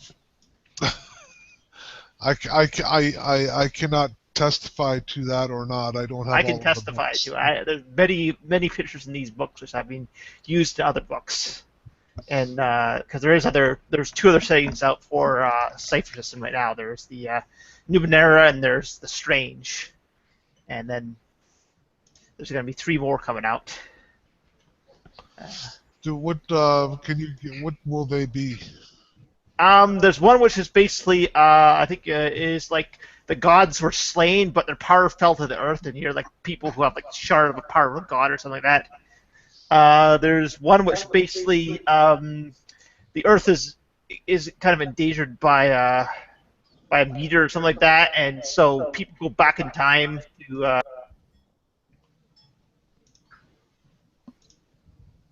Somebody just muted John Swan. Who's John Oh. Swan? Oh, I got muted. Sorry, I was trying to test something on my recording, but it was. but I can't hear my recording because I hear you, and so I was like, well, let me just mute him. I thought it was my screen, and not everybody's. If you don't want to hear about it, I really wish I could get my dice to show up on screen. I have no idea why they won't. well, it's one of those things. They keep changing stuff with G Plus a lot of the times. Probably the same things going on with Hangouts, so it's hard to say. Whilst we were in this brief pause, I'll go ahead and do the quick commercial for the Cypher system. Right now, folks, there is a Kickstarter going on. Should there be any interest? You don't say. I do say, sir. If you were to go to Kickstarter.com and search for the Cypher system, you will find right now a plethora of things currently available under the Kickstarter by Money Cook Games. How would I ever have known about this? I know! It's crazy! Buy! Well, it tries to get out as best it can. But more worlds! That you can have 3 main ones, as our friend John was just saying. You need to put on your Herb Tarling jacket for this, man. Yes, I also bought another world which was released some time ago as well on Kickstarter. It's called Vert View RT. Yeah, it's I'd seen that. Let's see, one of the things they were talking about a lot was there was the dinosaur one, and Predation. Predation that involves apparently time travel and I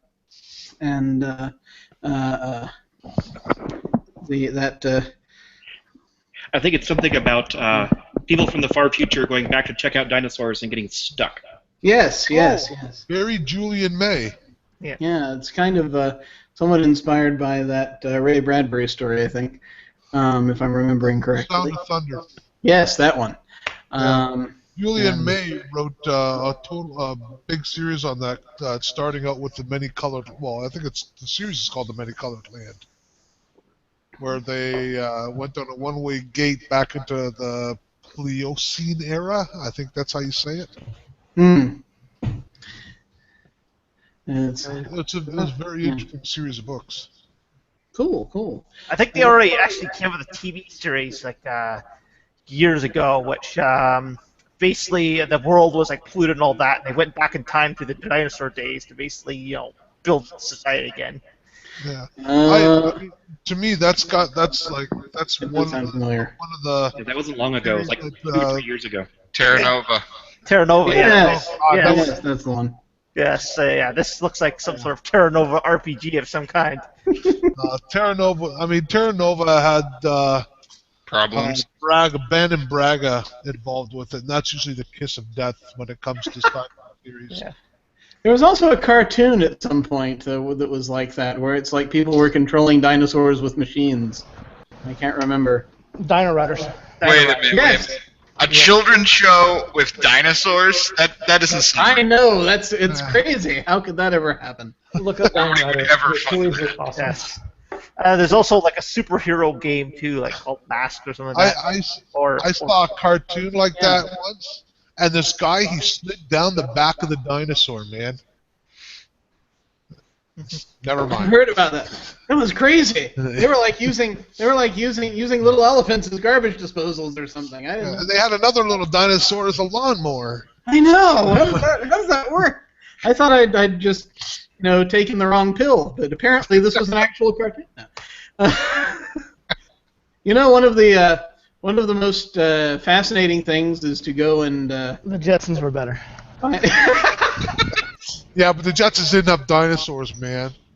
There's that theory that, which was disproven by canon, but that amusing fan theory that the Flintstones and the Jetsons are actually taking place at the same time, and the Flintstones, it's actually post-apocalyptic and what's happening down on the surface, while the rich people are up in the clouds. It's a lovely thing. But there we go. There is the cartoon version of Terra Novas. The Jetsons go back to Flintstone time. Yeah, well, they did that as well. There was a special. They did a movie with that. Yeah. Oh, really? Yeah, they did. I remember. Oh, I remember. But before I'm made to remember too much more, perhaps we should get back to this. As we got about an hour left, or a little under, and so we can see what we can do here. So, the story uncovered on the fountain, as you have been looking at it. You range all around it, and it's interesting because a lot of the images on one side of the fountain look like they've been deliberately carved away, but as you're examining it carefully, which from what's left and on the fountain in that area, and sort of in the of the words, the ancient Enkaran script, and the images. This is roughly telling a story in which it seems there was a point where it's like the most of the stuff that's been carved away. You see bits that would suggest that they were carving away images of lizard people, but there was some sort of thing whereby the lizard folk were excised. And afterward, there was not much in the way of resource. You see a story about a lack of water and people turning against each other, and ultimately falling to their own ends. It's like they come into they get caught up in petty conflicts, and it shows them turning away. It shows them turning away from a sun symbol and a moon symbol as well. But prior to that, on the side of the fountain, you can't really make out very well.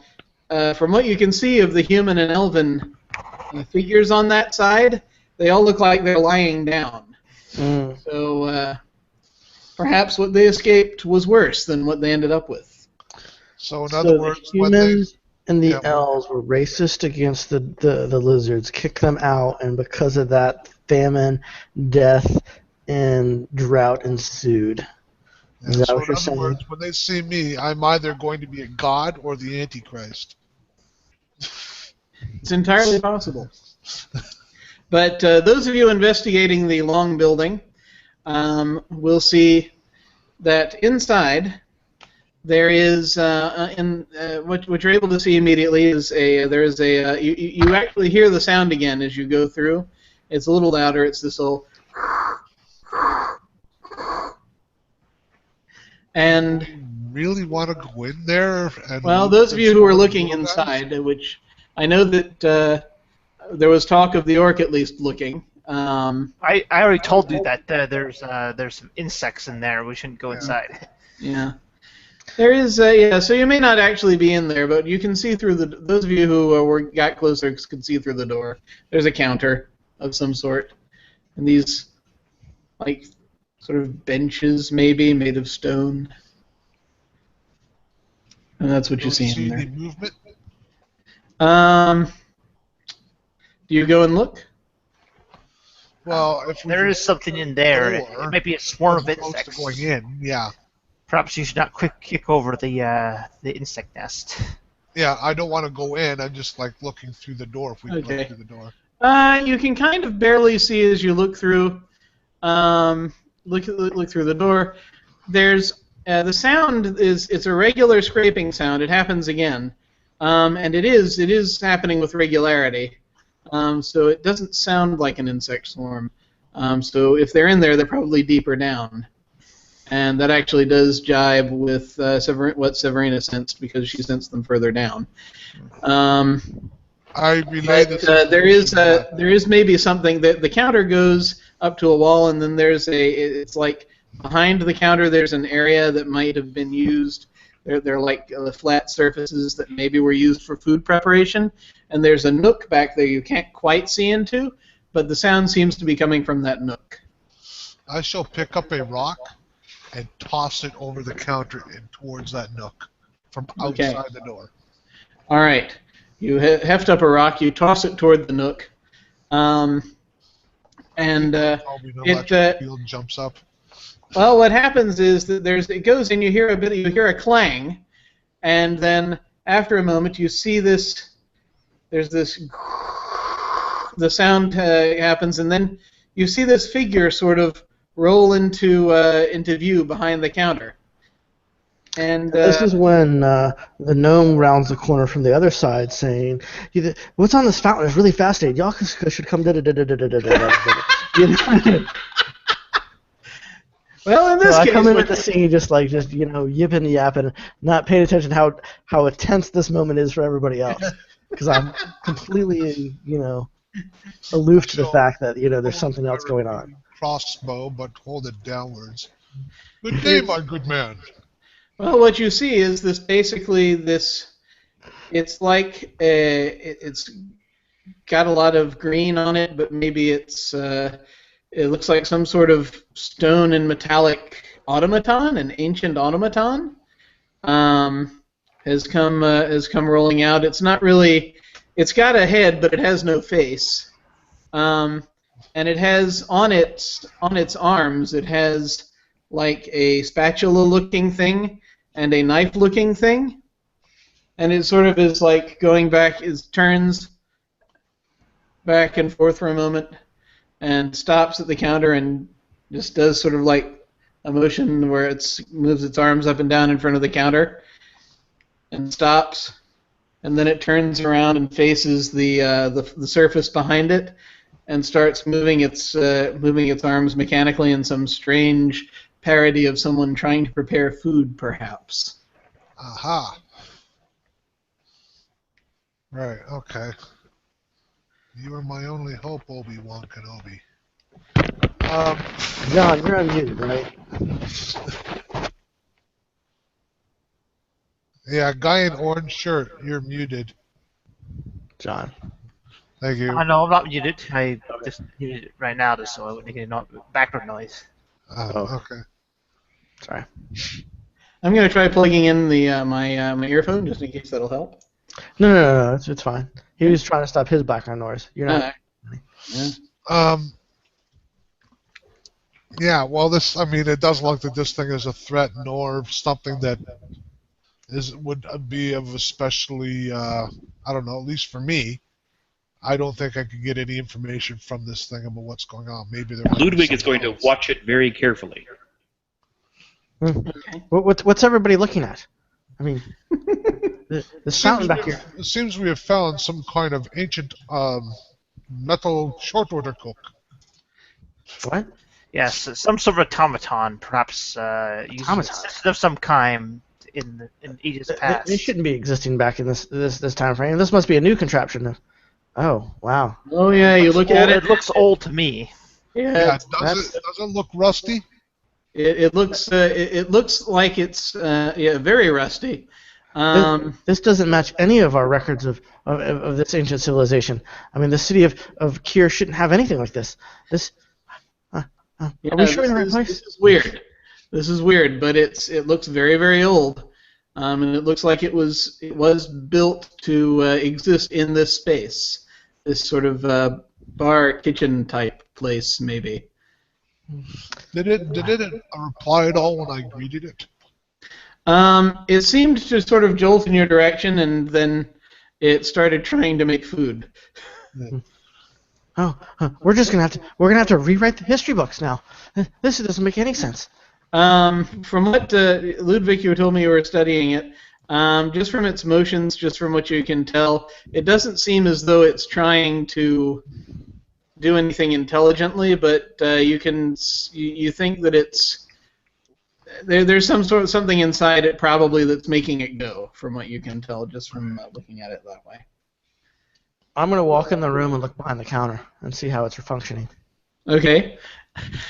As you go around, it's you go inside. As you come up to the counter, it starts rolling kind of toward you, but it doesn't. It stops short of actually leaving the back counter area. Mm-hmm. You look around and you see that it has it's on this kind of a tread underneath it that it uses to roll from back and forth. Not fully autonomous, but it's on a track. All right. Yeah, it's on a predetermined track, and it sort of comes around. As you get closer, you see there are these sort of images carved into the countertop at each seat.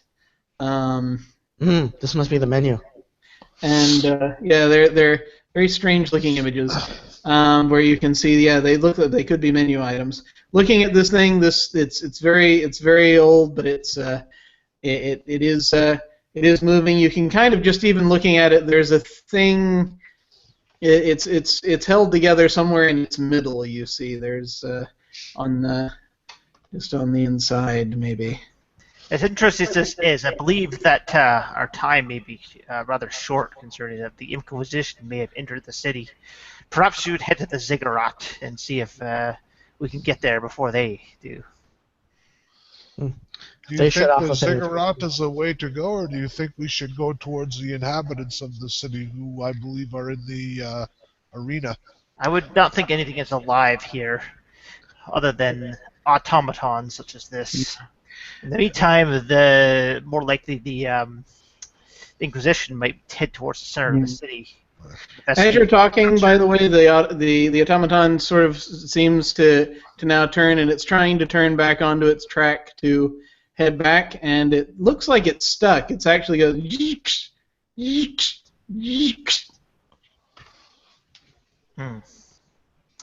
Sorry, go ahead. Yes, if we do not investigate the ziggurat first, the Inquisition will get there before us. I am going to take another look at that stadium with my glasses to see if, now I'm a bit closer to it, can I discern that movement? Can I discern whether that is actually something other than automatons? Well, you get out, you go back, circle around the building so you can see across the canal. As you look, you can just sort of pick out an area between one of the arches where you can actually see into what may be a playing field. Okay, I've just gotten a message. I will respond to that in a moment. Yeah, no problem. As you're looking, I'm going to respond to this message real quick. No, don't worry. Continue what you're saying. I was just trying to get something in before we were done.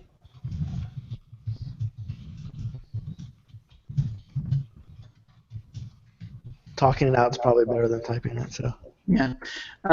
What you're able to see is it looks like the motion is more automatons. Okay. It looks like they're rolling some kind of ball between them. All right. On second thought, I do believe you are correct. It does look like the motions that I've been seeing are in fact automatons. I think your plan to go to the ziggurat is probably the best one. So then let us go with haste. Before we leave, I reach in and grab whatever was in the center of the chest that kind of looks strange of the automaton. Okay. If he pulls out a lightsaber. Yes. No. It's where you sort of are able to get under and feel something moving, and you stop it. And you pull it back and forth, and you're able to yank it out. And the thing just sort of stops moving. It just the moment you do that. But it looks, kind of. It looks kind of. I put it actually a link in there. Mm-hmm. But it looks like this ancient wield thing with a few spokes on it. Like a cog. It's like sort of like, but it's attached to it's like sort of a cog attached to a cell of some kind.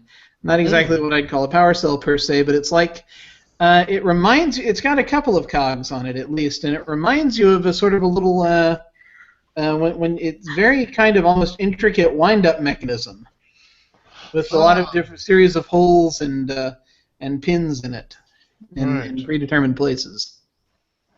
Ah. Okay. That's interesting. So is it a Cypher? It in and of itself is not a Cypher. Okay. But it could probably power one. It very well might. So what are you guys doing? Yes, we'll start heading off to the ziggurat, I guess. Towards the ziggurat. All right. The ziggurat is probably the place of the religious power of the, and that's where most of the artifacts we would, of historical significance would be. We would want them to get there before, of course, the Inquisition does. Yeah. So as you are coming around, I'm going to go ahead and pull this up again real quick, just so you can see as you guys are coming around, you can you find another bridge leading off to the other side of the canal, and on this side you're able to go over, and you can see at this point of the canal, just immediately around the ziggurat, it's filled up with sand, so you actually can cross. I'm going to throw a rock on the sand and see if anything happens. Okay. It slides a tiny bit, but it looks for the most part stable. Also, as you're coming up, you can see you all hear some sort of motion over here, and you, sir, with the glasses, can actually see that the Inquisition have made it about this far. They're actually coming up the canal on top of the sand, and they seem to be poking at the sand, trying to deal with, like, hitting something that's underneath it. That's what I thought. Over there. But over here, it seems pretty stable. Okay. I will still levitate over the sand. Relay that information to the rest of the party. Yes. We should tread carefully then. I believe there is some kind of living hazard beneath the sand with where the Inquisition is. I'm not Yes, sure I if did that is the sense same some case here, insects but before, so it's possible there could be more. yeah, we should be careful. Yes, but let us go. While they are distracted, hopefully we can get there first. Okay. At this point, I'm gonna make a point of being about 20 to 25 feet off to the left of the rest of the party, so that, if need be, I can maybe flank if that is needed. Okay. So, what are you guys doing? We're walking towards the. Ziggurat. Towards the ziggurat? So Ziggurat, you're crossing the sand? Yeah, we have no choice in the matter. All right. You cross the sand without any real trouble. Ludwig is very well balanced and doesn't mind taking the lead again. Yeah, you've got this covered pretty much. You just you head What right race across. is Ludwig? Ludwig is a void elf. Oh, okay. Yes. He is an elf with blue skin, All kind of a shorter elf with blue skin. Yeah, basically, you're able to get across the sand, no real problem.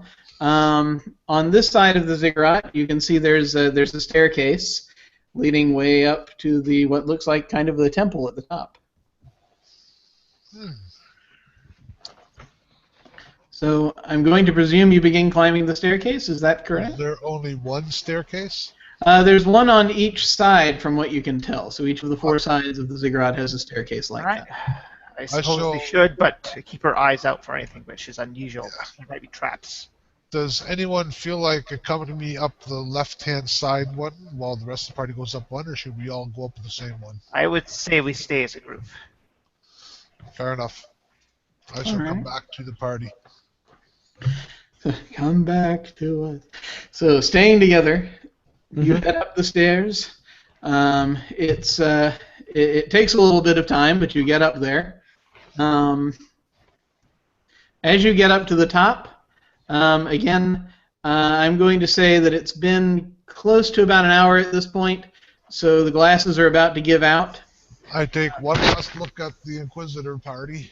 Okay, the Inquisitor party, from what you can tell, It looks like they're finishing off some sort of long lizard-looking thing, but looks like they've about got it slain. A couple of them have swords out, and are there any less of them than there once were? yes, it looks like now they're only like 9. Okay. But it looks like they are about to turn and come up. You guys are already at the top of the ziggurat, so they're going to have some climbing to do. But they're going to be here probably soon. There's no entrances to the ziggurat on the, incline. Well, when you get to the top, you can see this sort of little temple area that does have a front entrance. The tuning fork thing, is that easily removed? You would need to climb up there and see if you can. This temple is... It's a tuning fork thing pretty big, though. That's the thing. It's pretty big, yes. Yeah, we're not going to lift it. It's about the height of a man. Okay, no, the only reason I asked was I was thinking that we might want to do the Game of Thrones, knock the idol off the side of the ziggurat and tumble it down the side towards the Inquisitors. I may be able to assist with that. I also could assist. I could put my sonic force against it. I could encourage y'all. I have a device that can attract metal. Go. Well, I do have a book of engineering that we could help to give you, how we can use tools to actually to get it off the. How long would such a process take? Looking at this thing, it looks and again, you haven't climbed up there yet, but it looks like it's pretty solidly embedded. You might not actually be seeing all of it. It goes all the way down to the bottom of the ziggurat through the inside of it, you see. So, knocking it off the top might be, that might actually take quite a while. Yes, I believe we do not have the time for this. It's called a lightning rod. Yes, if we have to fight the Inquisition, it's better to fight them in close quarters where the numbers will not be as overwhelming. Well, we do have the upper ground, so that's also an advantage towards us. Which is most dangerous in Star Wars movies, but good work here. Is there any other looser things that are hanging out on top of the ziggurat that we could use in the same way? There are some statues if you want to try to push some of them loose. Try that. The thing is that as soon as we reveal ourselves, then we lose the element of surprise. Yeah, well, no, this is, Come on, let's go in the ziggurat. Once they were all, climbing up their staircase in single file. Yeah, they haven't started climbing up yet. They're still dealing with the lizard right now. How large are these stairways? Like how wide? The stairs, you actually were able to walk about 3 people abreast. And statues, do we have are these statues that wide? No, the statues are all each the size of a person. Most of them are looking like they're posed in some form of supplication. Some of them actually, you can see now at the top, a couple of the staircases have them on the stairs. There's this trend for actually a number of them, about a third of the ones that you see to be posed as though they're running down the stairs for some reason. I want to use my standing around, kind of looking like this. So maybe this is why everybody is stoned. Yeah. When the city was lost, we lost some incredible sculptors. Sir, I'm going to give you an XP.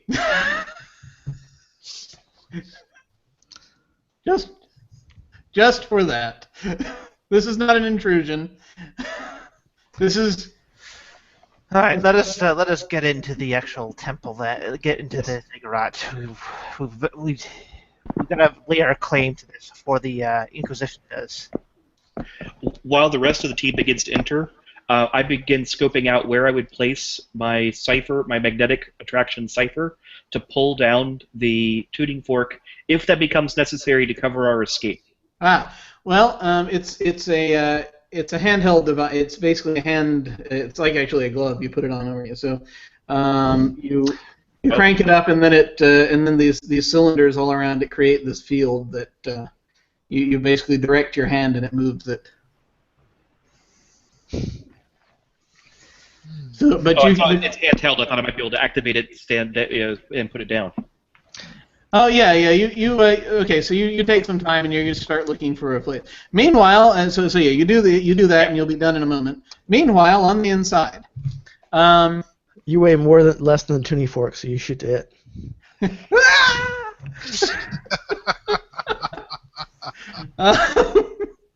So meanwhile, on the inside, you actually go down a few steps because this temple, the inside, it goes down into the ziggurat a little bit. Okay.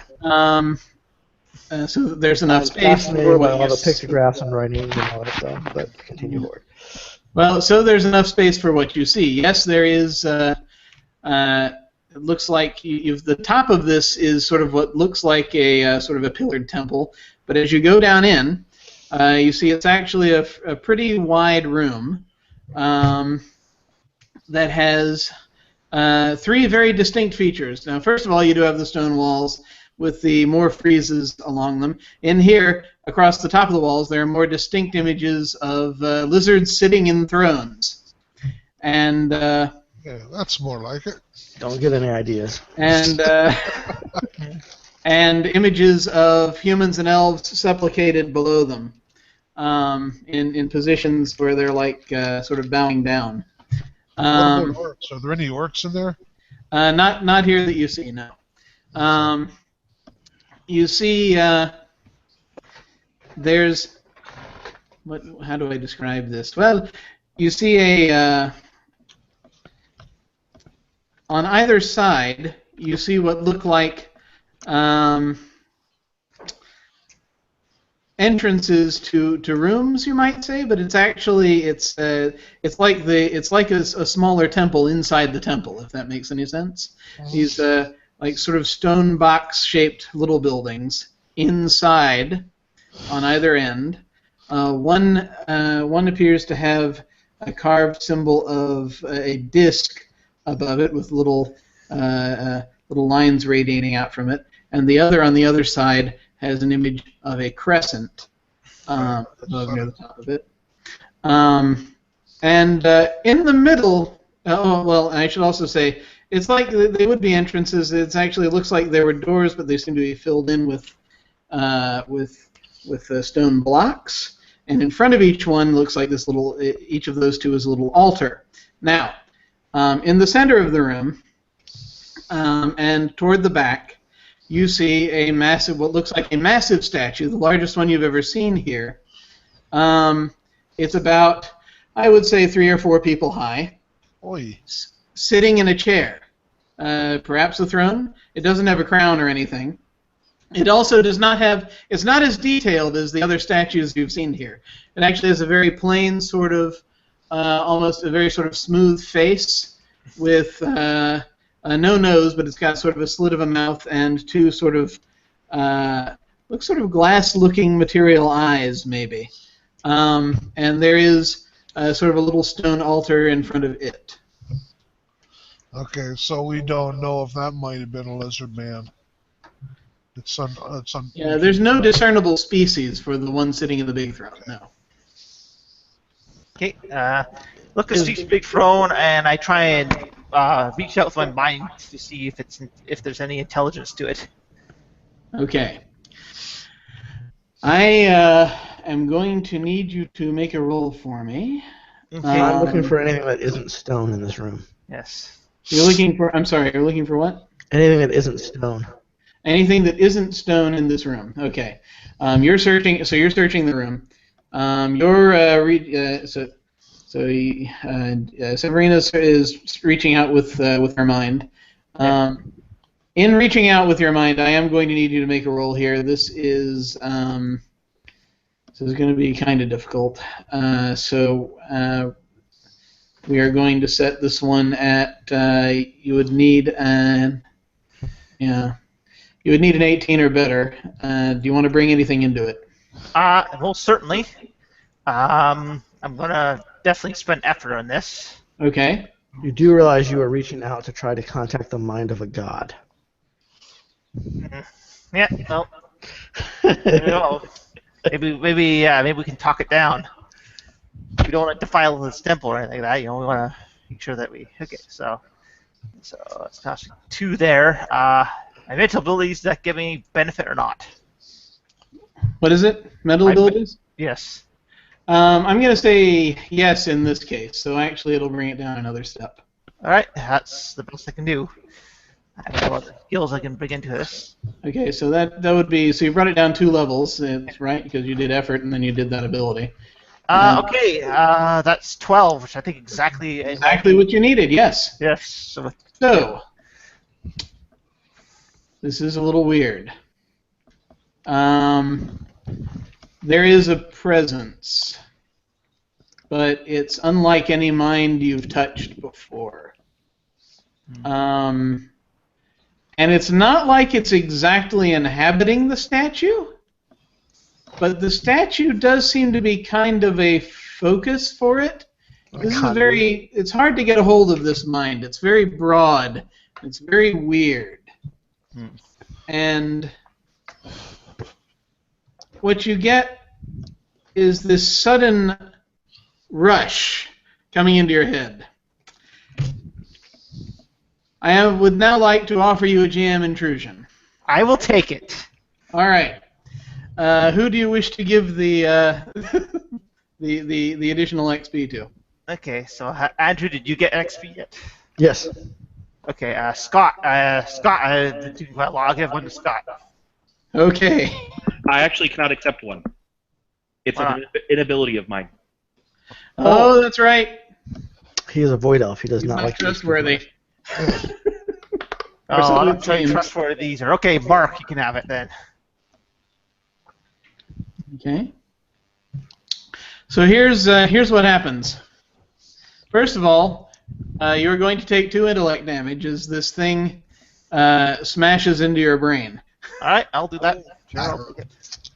Ow. Second of all, what you're getting is a flood of images more than anything else. It's not exactly, you're not getting words per se.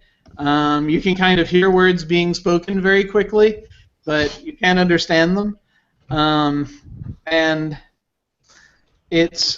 But what you get is this sort of this idea, this images of people, and the people are first of all they're lizard people, and then somehow the lizard people are also the lizard people sitting in thrones, and then you see that them turn into a human and an elf each sitting in a throne, and they're like the same people but not, and then you see a couple of automatons sitting in the same thrones, and they're like the same people but not, and then you see the automatons being destroyed by humans and elves, and then you see more automatons being built by humans and elves trying to stop them, and then you see automatons being it's weird because it's like they're turning against the humans that are building them,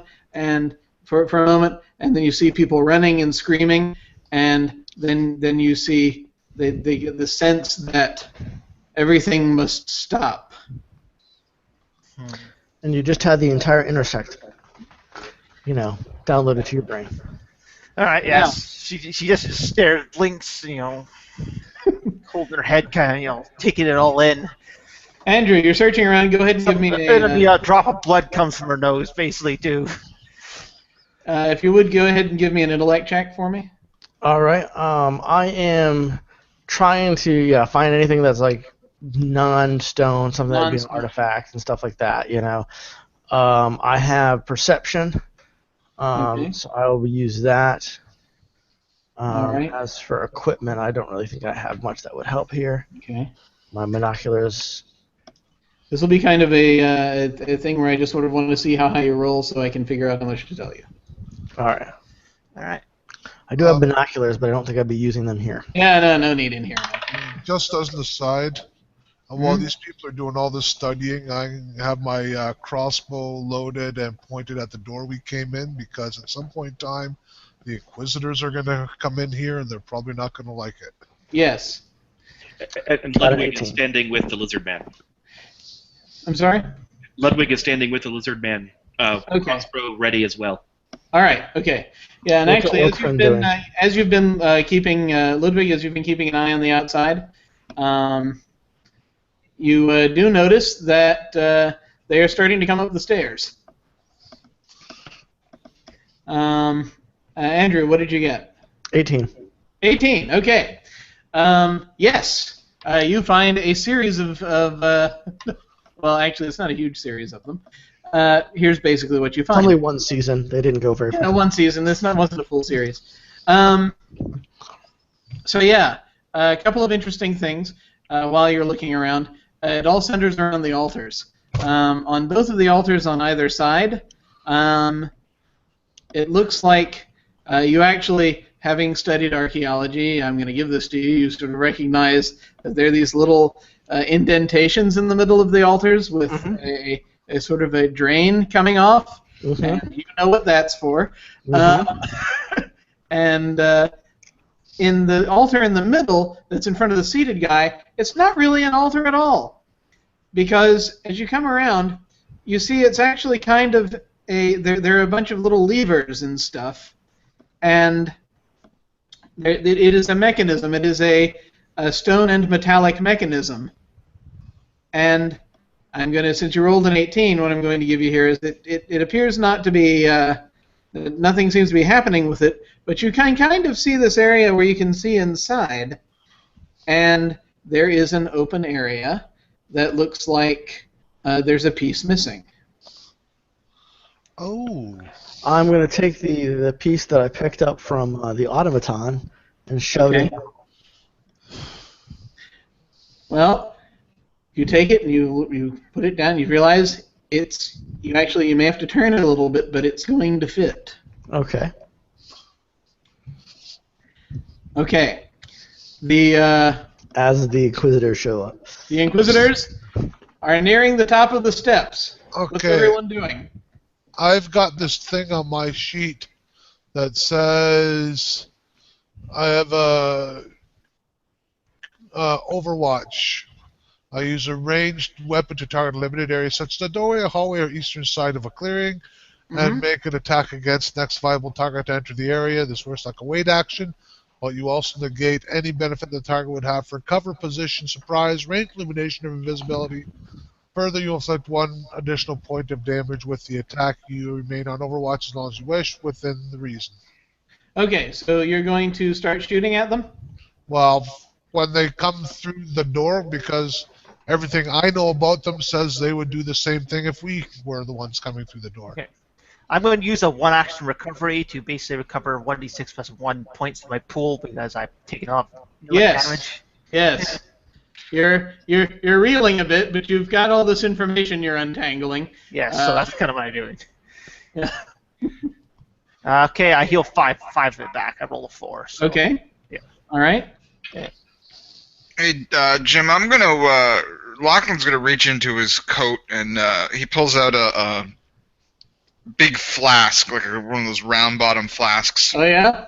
Of alchemical solution. It's a gas bomb. Ah yes. And he's gonna hurl that down the stairs at the Inquisitor's party. Okay, so you're just gonna go ahead and get up there and seize the initiative and do it. I look for trouble, don't I? Oh sure, absolutely, sir. Sounds like you create trouble. Well, you know. It's easier to find then. It's, pish tosh. Let's see here. Maybe the expansion will include the focus. Accelerate. Is it like is it area effect? It's an immediate area. Yeah, it's you throw it a short distance, a burst in an immediate area where it lands. Basically, that's what we're looking at.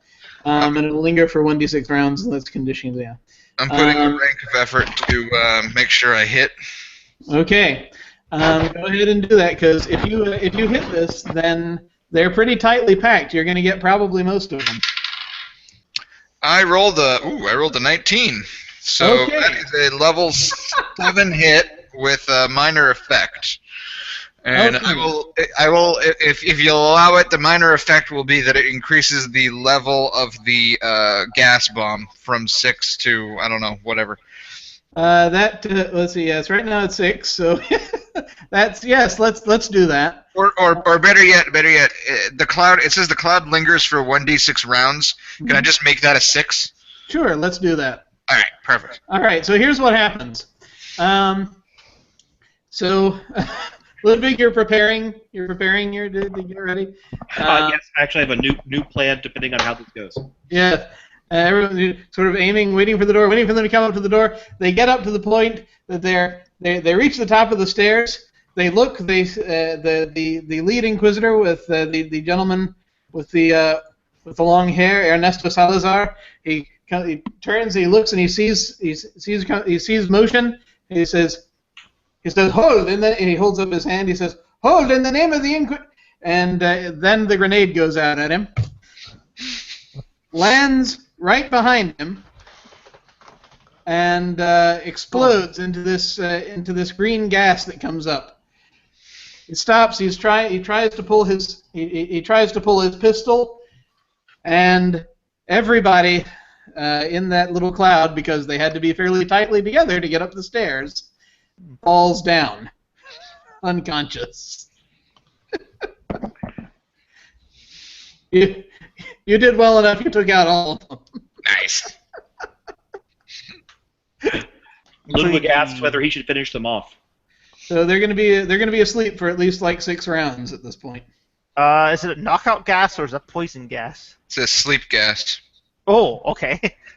And they hit them all, did it? They got all 9 of them, yes. Because they were packed. So that was the only time you could do it too, because they were packed very closely together to try to get up the stairs. The lizard man will scurry down the stairs and basically slit their throats. Wow. All right, we're cold-blooded now. Oh, he is. So he's literally cold-blooded. That was the joke. Well, we got scenes, Well, so I mean, I'll apologize. I'll apologize to each upon doing so. Oh my God. Man. So as we begin the slaughter, I actually didn't mean to do that split. so you creep out to begin cutting their throats. Mm-hmm. As I activate this mechanism. Now you've already fitted the mechanism, so the machine has begun to Oh, work. wait. So they're knocked out for 1d6 rounds. Okay. Yeah. So whilst this is shortly after the bomb has gone off, your lizard friend has just left the temple for a moment, and you see these 2 orange lights come on in the glass eyes of this statue, and you hear it speak in this strange sort of. We need to bring the bodies to the altar before you slit their throats. So You hear this Something's out, this language that you don't understand. This, but Severina understands perfectly what he's saying. All right, and what is it saying? He is speaking in ancient Incaran, so anyone who has training in ancient languages may get a sense of what he's saying by itself, or Severina can translate, which is also possible. Yes, actually, you're feeling as though kind of it'll hurt less if you do translate. Actually, and what it says is. That's a good question here. I'm looking at the telepathic. I just wonder if I can actually put people into a hive mind with me, so they can basically all understand it. Yeah, you can do that if you like. Yes. You want to do that? Yes, I will do that. Basically, it costs me 1 point for each person. So, how many people in the group? I don't need the intersect in my brain too. Yeah, no, thank you. I'll pass. In the room with you, then, are 1, 2, 3. There are 3 people in the room with you.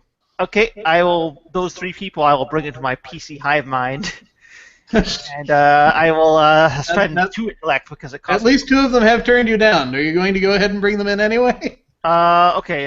If they turn me down, then no. I'll just bring in the person who didn't turn me down, though. Did anyone not? Did anyone accept?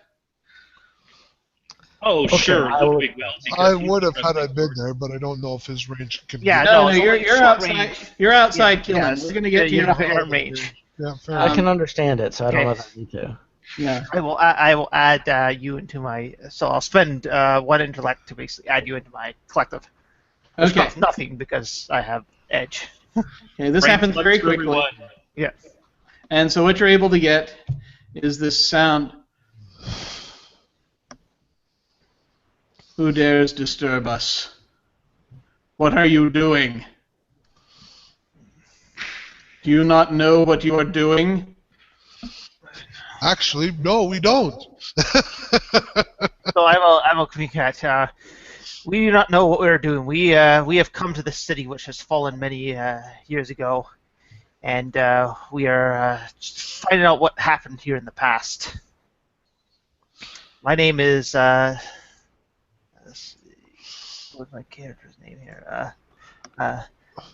Severna Holzer. I am of the Ice Elf race.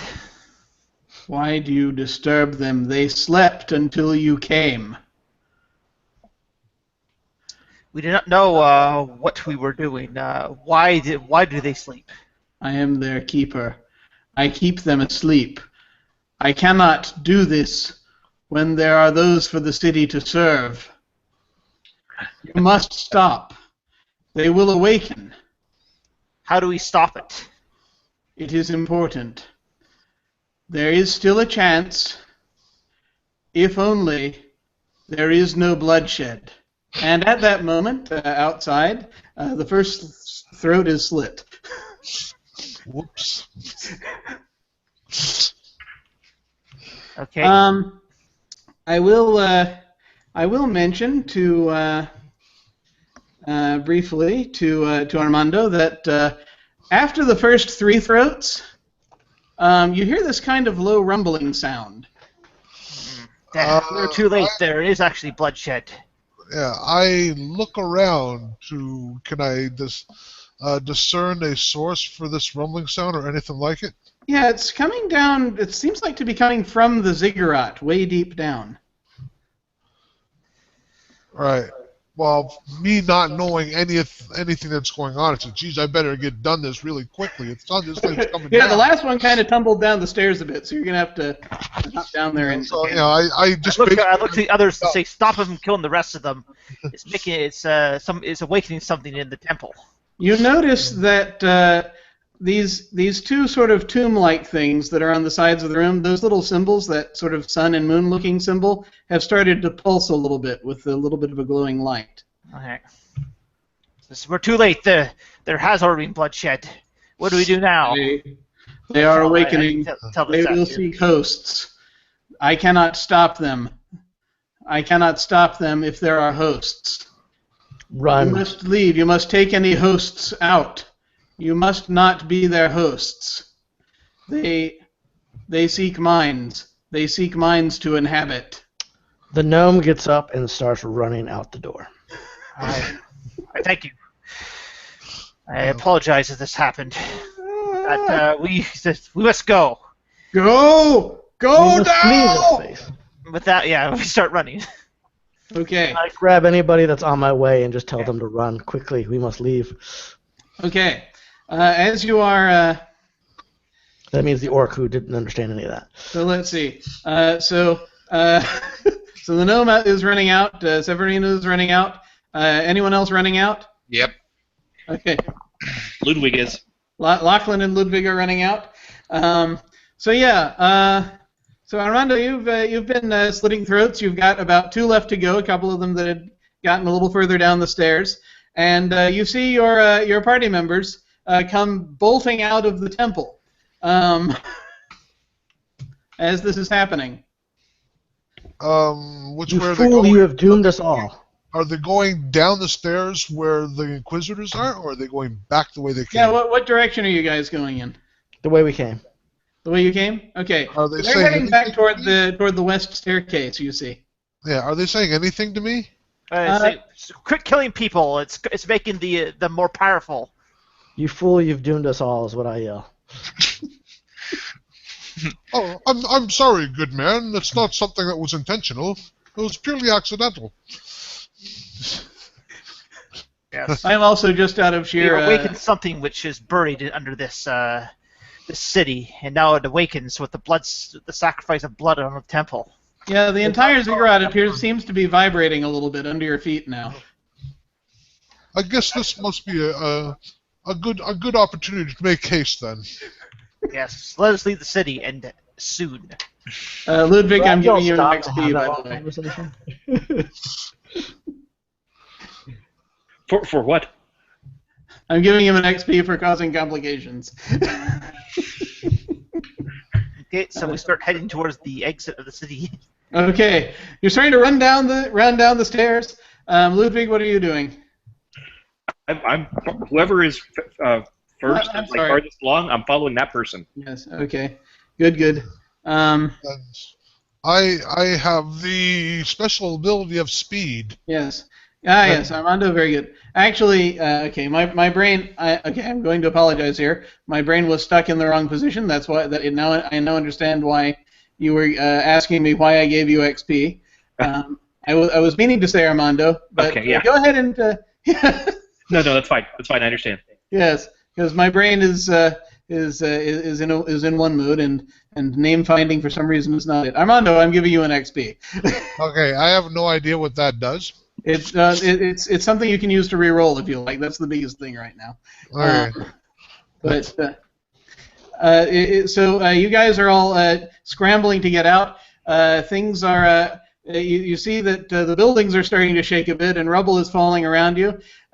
You're able to get down the stairs, but the sand is starting to shift quite a bit. So I'm going to need everyone crossing the sand to please give unto me a speed test. This will be difficulty 4, so you'd need a 12 at least natively. I have a running skill. Okay, so that'll help you. So that'll bring yours down to a 9. Ludwig has balance. Okay, that will help you as well. I That'll have bring it down a swipe, level. which is 1 speed. Oh, I have fast. That'll help you too. Yes. So okay. I have no. What do I need then? Okay, so I'm going to do this one at a time. Just so that I can make sure I'm clear. So I'm going to start on my internet left, and I'm going to go across. Okay, guys? Yep. First of all, Andrew, I think, is going to be probably the first there, since he was the first to leave. So I presume you're trying to run across. Are you bringing anything in to this test? I am reaching into my equipment cache and pulling out something to attach to the bottom of my feet that makes it sort of like snowshoes. Excellent. Give me more stability in the sand as I start to run across the sand. Okay, Casimir uses his equipment cache, quickly produces some traction spikes, which he slaps onto the bottom of his boots when he gets down to the bottom, and you start running across. That's going to give you an asset. All right, I rolled a 7. I forgot to spend effort, so I'm in trouble. That is true. Do you wish to reroll? I will use an EXP to reroll. Okay. Or can I use the EXP to go up one level? I forget how. I guess I can just do a reroll. I'm going to spend effort on this reroll. All right. Yes, you can, sir. So that still is going to be in 9 or better. I rolled a 9. And then it's you spent effort, so that would bring it down to 6 anyway.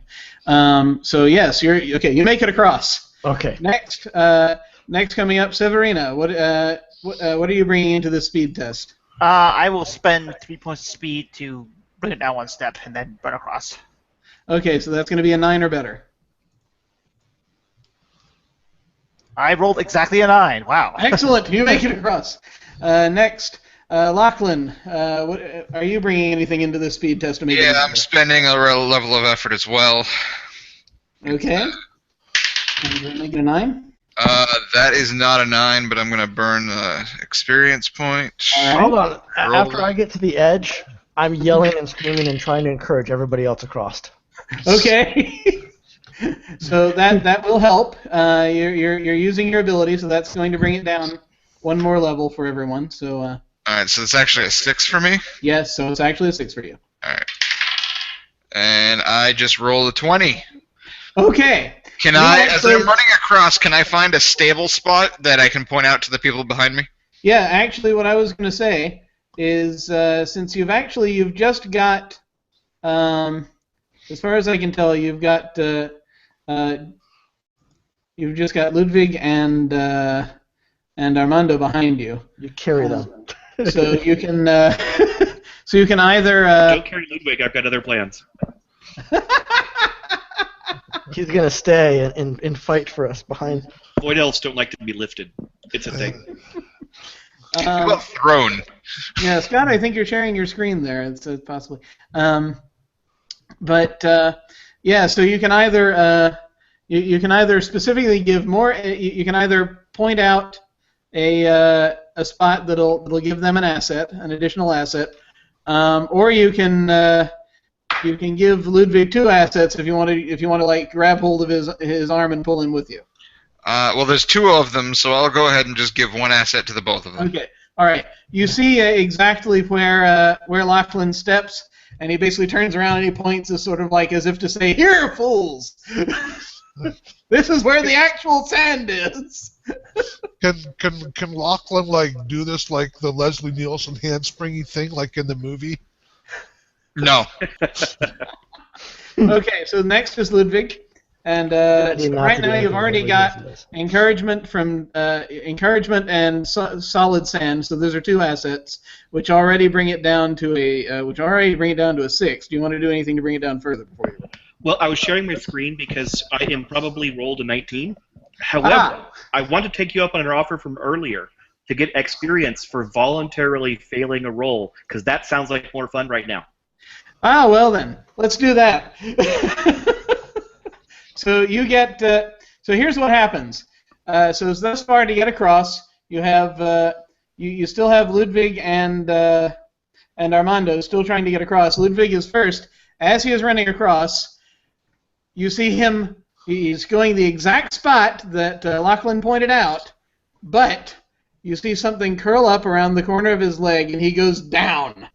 He plunges down about half his body down into the sand. There's something pulling against your leg, sir. Who do you want to give that XP to? I guess Armando? Yeah, the fellow behind you, yeah? Yeah. The lizard folk, yeah. Just in Okay. case. So you got an XP, sir? I see this thing that's pulling him down. You can see something moving. You see the sand moving a little bit. It was very subtle. It's very subtle, but you can see it. Can I take a shot at it as I am moving? Yes, you can. It's going to have to penetrate the sand, so we'll have a level of armor from that, but you can try to shoot it, yes, definitely. This is a quick swipe. The quick agile melee attack. Your attack 1 less point of damage, but dazes your target for 1 round, during which time... Okay. Control the field. I control the field. This is 1 less point of damage, but regardless of whether you hit the target or not, you maneuver into a position you desire within intermediate range, or immediate range. So basically, I'm going to keep running across, and I'm going to take a shot as I'm running. Okay, so are you shooting or swinging? I'm shooting my... Yeah, I can do both, can't I? Or I can do one or the other. Yeah. I have no idea what would do more damage to this, the cutlass or the repeating crossbow, medium weapon. I think the daze is the most important part anyway. Yeah, the dazed is the most important part. So either one for that one. But of the 2 things, you have a cutlass and they would do the same amount of damage. They're both medium weapons, so they both do 4 damage. Okay, so I've got running, I've got swipe, and I've got fast. So I'm guessing that the running and the fast make the roll to go across to begin with lesser. And now can I use those 2 plus swipe to do that at melee attack?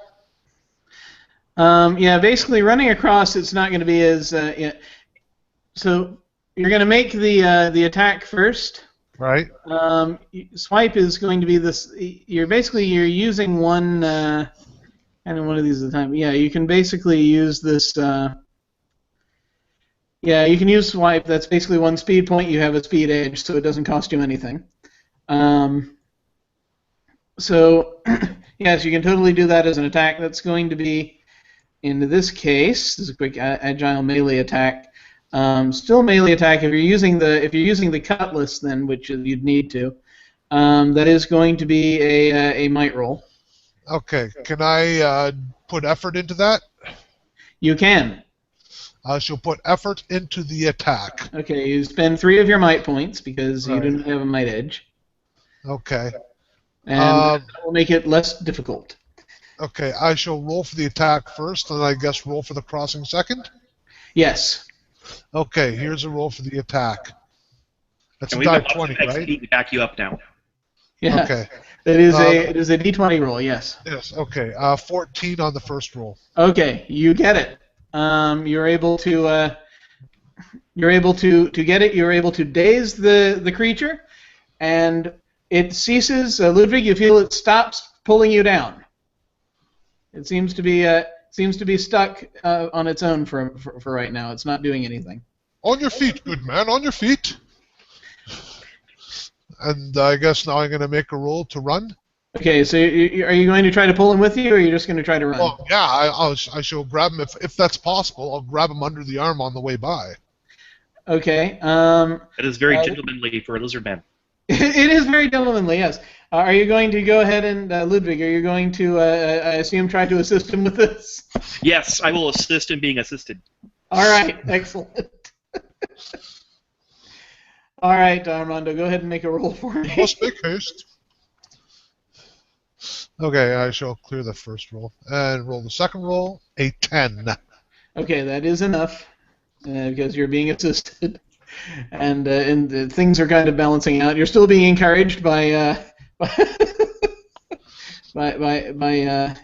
gnomish friend. Yes, who has brought out his pom-poms. And by Casimir. And so you manage to the two of you make it across to the edge of the canal. And you're running. The party is running and running. You're running down the street. Basically coming across the bridge onto the square. You quickly cross the square as you see a swarm of beetles going out of the automat and down into the canal, trying desperately to get away. You cross the square, dash across the bridge, and make it up to where the door is, and the door is currently shaking back and forth. The sand is moving all over the place. Is it making the hole bigger? It is making the hole bigger. So one by one, you're able to clamber up through the shifting sand and leap out the other side. And the last of you through, the last two of you through would be Ludwig and Armando, as you're both sort of struggling to get out.